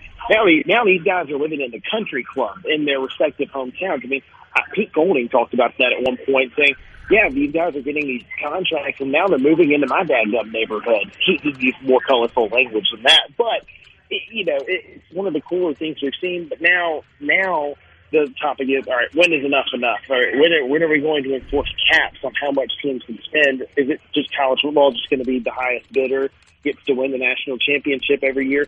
Or are we going to have some enforceable rules? Also, with tampering, are coaches just going to be able to try to talk to players who are on another team's roster against league rules, and there's nothing or are we going to enforce this at all? And even the commissioners in a lot of these conferences, one of them, are looking to Congress to make change. Now, look, Linda, you and I both know that Congress is like the least reliable tool to enforce anything meaningful. Mm-hmm. And so my response to that is good luck.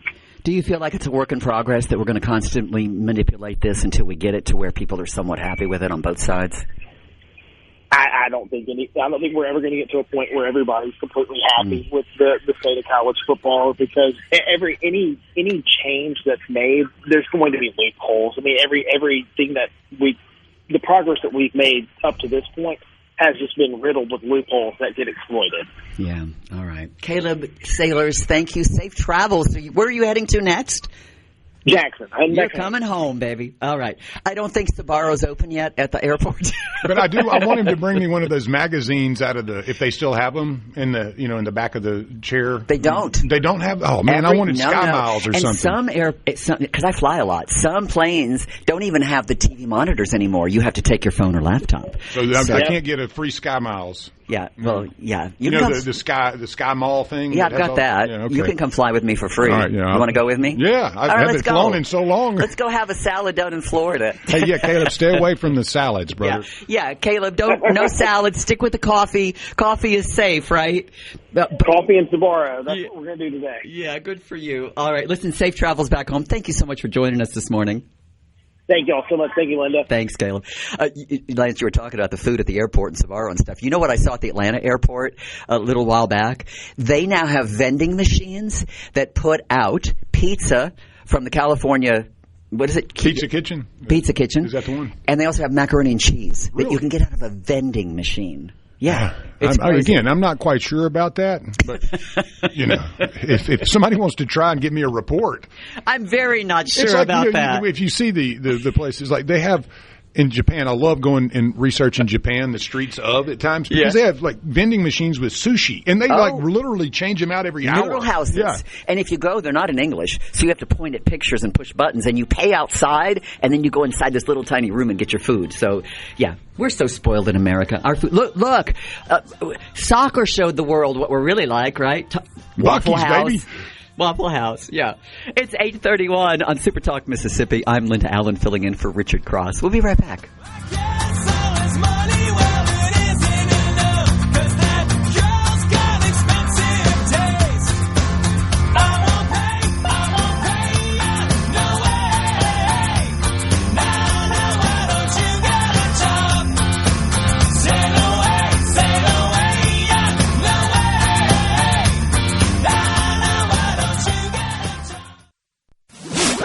Want to know what's happening in Mississippi politics? Yes.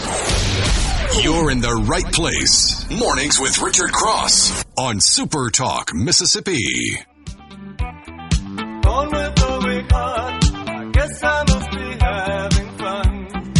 Are you having fun with us this morning? I'm Linda Allen, filling in for Richard Cross this morning with Lance. You can now get just about every SuperTalk Mississippi show on your favorite podcast app. Mornings with Richard Cross, Middays with Gerard, Good Things, Sports Talk Mississippi, all of your favorites. Just go to SuperTalk Mississippi. The podcasts are available.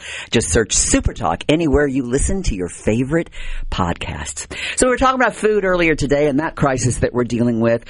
We have another crisis in Mississippi that we're worried about, and that is the animal pet crisis.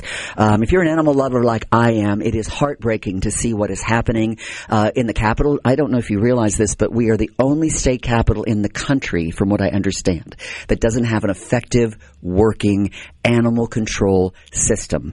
So you may think, well, I don't care. That's their problem. Well, the problem is that what's happening now is people are literally, because all of the private shelters are full, if you call them, they're full across the state, people are just dumping the animals now. They're dumping them at gas stations. They're giving away puppies at gas stations. They're dumping them out in country roads. I'm seeing it more and more and more, people saying this dog was dumped in my yard. So this morning we are talking about the situation. Debra Boswell is the communications coordinator for MARL, and Pippa Jackson in studio with us, the founder and executive director of ARF. Good morning, ladies.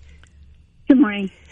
Good morning, Debra. Debra, I want to just quickly get you in, talk about the state of Jackson and what has happened with animal control. You told me on the phone recently that we initially at one time had some 26 officers working the program, and now we're down to 3? Well, I've been involved with MARL. I've been working with them for about 48 years now. In the early days, animal control had about 21 active animal control officers, caretakers, assistants, and then they had an office staff as well. And back then, before there was a precinct for the police officers, there were precincts for animal control. We divided them into four quadrants for the city of Jackson. Each officer it was an officer and a helper on the truck, and that was their territory. Whether it was 1, 2, 3, or 4, it was their territory, and they actively just patrolled. They didn't wait on just a call; they patrolled every day in their area. Then, if there were specific calls going on, it would be dispatched from the animal control department to that animal control officer, and they could address that situation while they were within their precinct. In the meantime, the whole goal was to get to know the people in those communities, then patrol and see what was going on with the loose animals there in their area, and to make contact with the people, to try to help them, and to try to enforce the ordinances and to let people know how they had to properly take care of their animals, and they could not let them run loose. So they had there were animal control services from 8 a.m. until 11 o'clock at night because they had a night truck.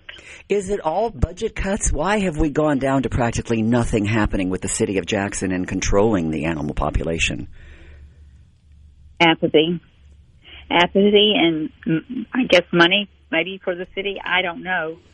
But while our population isn't as large as it was back then,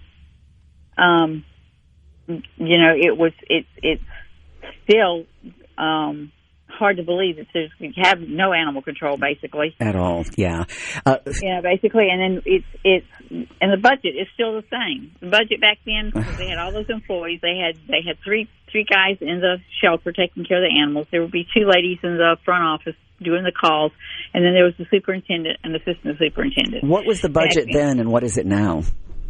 The budget back then was around $300,000. And how long ago was this, Debra? Oh, gosh, 35, 40 years ago. And the budget is still the same now? About the same, yes. Pippa Jackson is with us, the founder and executive director of ARF, the Animal Relief Fund. Rescue. What is it?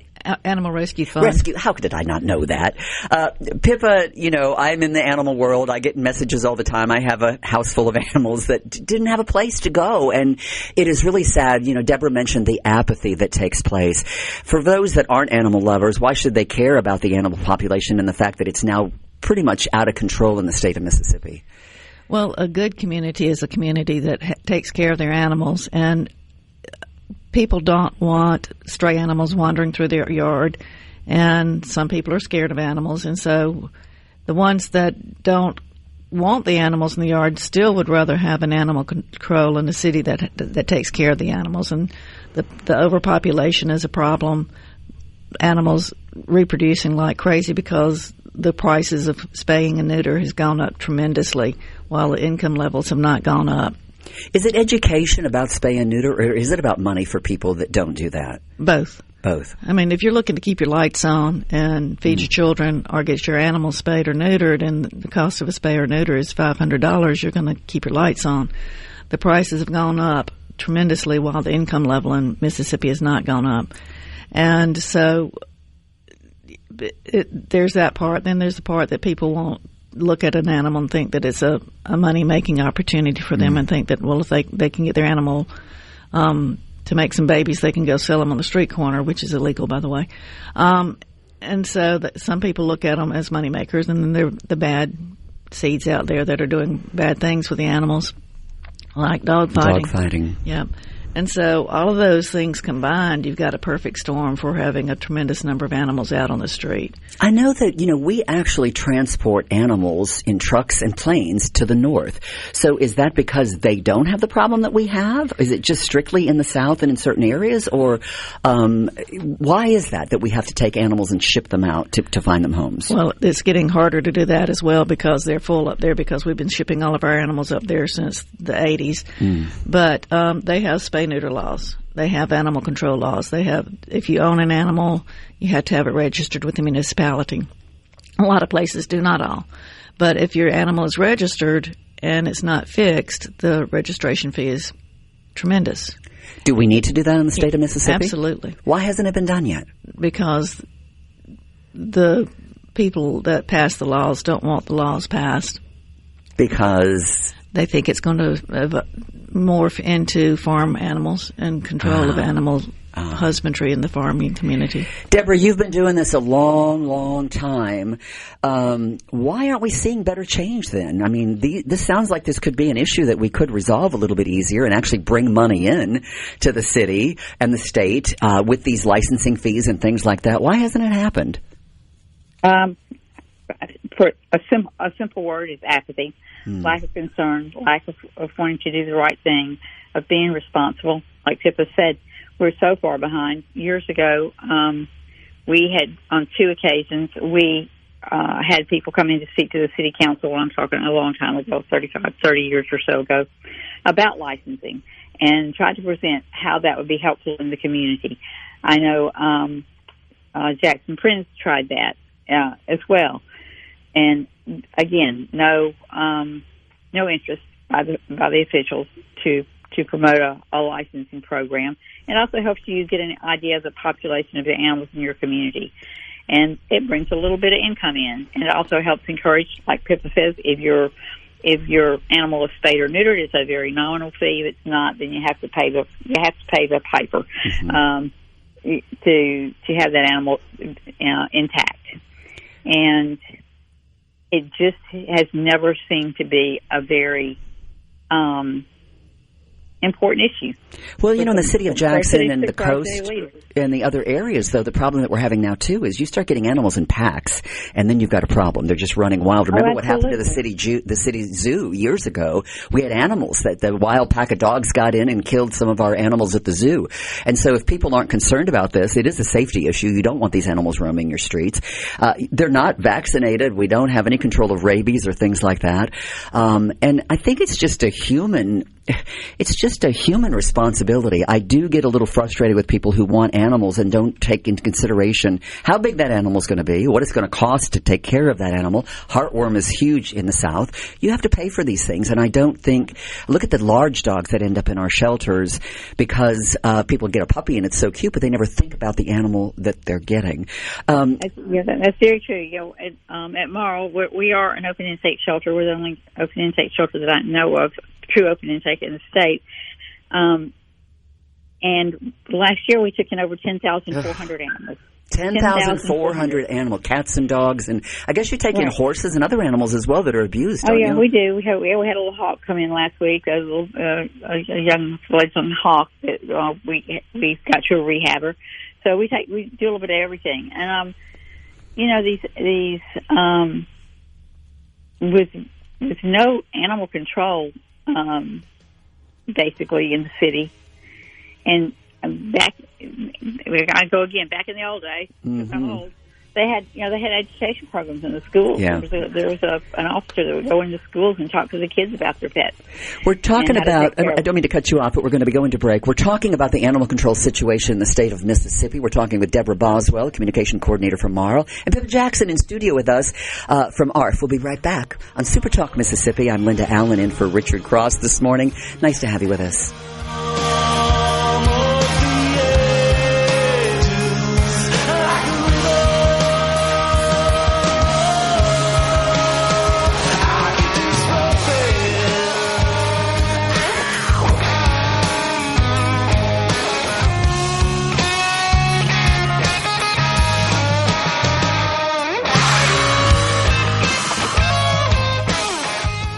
From the Venable Glass. Mornings with Richard Cross on Super Talk Mississippi. Welcome to the show.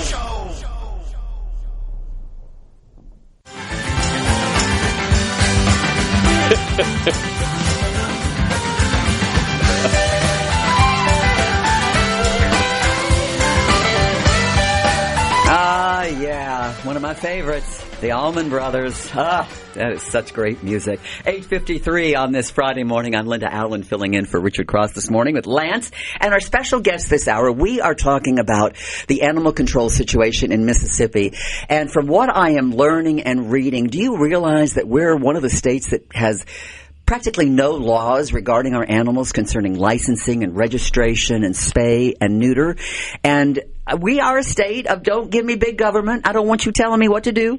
Well, that's fine. Then if you don't want us telling you what to do, then take care of the animals, because we have a huge crisis that's going on in our area. Pippa Jackson, you and I were talking during the break about spay and neuter. A lot of people, it's prohibitive. $500 is the average cost to spay and neuter. It's a lot. But you and Debra and others are working in the community to create a center now for that, right, to help people? Well, Mississippi Animal Rescue League has a program where you can go in and buy a coupon to get your animal fixed and take it to various vets. Debra can talk more about it, but you can get a discounted spay or neuter with the program that MARL runs.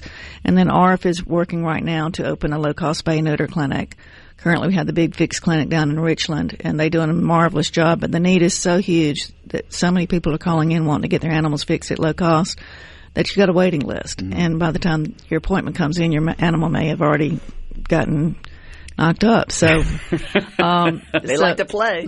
So we're working to open. We bought a clinic off of High Street on Monroe Street, and we're in the middle of renovations and hopefully in raising funds to open. And so we're hoping to be able to provide another outlet, not to compete with the Big Fix, but to help support their works. We had a listener that's talking, Jason's talking about Starkville. Glad we don't have that problem. But, Starkville is a community that did pass a law. Debra, by Starkville getting involved, you guys are now going by city instead of trying to get a state bill passed, because that's hit the wall so many times. Is that the way now to go, is to hit every community and get people in their communities and cities to be advocates for this, to get something done in their community like Starkville has done? Well, the folks up in Starkville have got the advantage of having the vet school up there, and they're very active in spay neuter. And it's sure by community, but our area by area within the state. Of course, it's a problem across the state, overpopulation. I will say the small communities that we work with, and we house for about 6 of the smaller community animal controls. We are their housing facility. And, they're very supportive. We don't have the problem. They're really great about helping us with if there's somebody in their community in their little small town that needs help with spay neuter, they'll refer them to us, or they'll refer them to Big Fix or another outlet or a vet in their area. And we're thrilled that Pippa's working towards opening her shelter, her clinic, her spay neuter clinic, and there's, that's the ultimate answer for all the overpopulation problem, but that is kind of, and while it's connected with the problem of irresponsible pet owners who allow their pets to roam, and not particularly great animal control in some areas, it's just a burden. It's a burden. It's a burden for the communities, but none like the city of Jackson. I don't know of any community that's got the problem the size of the city of Jackson. It seems to be not on their radar or the importance on their agenda at all. Ladies, we're about out of time, and Deborah, I don't want to cut you off real quick, but for each of you, if you could just give me a sentence or two as an average citizen who is concerned about this, what can we do? You can get involved with a rescue in your area. You can help any of us rescuers with financial donations or with volunteering or being an outlet to foster. Volunteering is very, very helpful. But money is needed. Money is needed, yeah. But all of the rescues are fighting the same battle. We might do it differently, but we're all concerned about the animals. And there's bound to be one that you can want to work with. I know that there's always, there's so many private. I mean, you go on Facebook and you can you can see the problem and you can find help. Deborah, I guess the big thing is we all have to be loudmouths in our community, right, and start trying to force a change. I'm sorry, could you say that again? We just need to be loud, right? We just need to step up in our communities and be loud and say, this is not humane and this got to stop. We need to step up, correct? Yep. If you love animals, step up and have a voice for them, especially in the Jackson area. They're in the Jackson area. We're drowning, and it's not fair to the animals. No. Ladies, thank you so much for joining me this morning. I wish we had more time to talk about this because it is a passion of mine. And I'm going to call out all of you out there that don't take care of animals, that aren't spaying and neutering, that are letting your animals run free, raising puppies that are, you're not a breeder, a conscientious breeder. Shame on you. Shame on you if you're not. If you're part of the problem and not trying to fix the problem, shame on you. Okay, on a brighter note, happy Friday. I'm done for the day. I get to go home and clean house. That'll be fun. Lance, thank you, baby. It was always good working with you. Always fun, Linda. Great job. Hey, thanks, guys. Have a terrific weekend. Thanks for listening to me on Super Talk this morning. I'll see you again soon, I hope.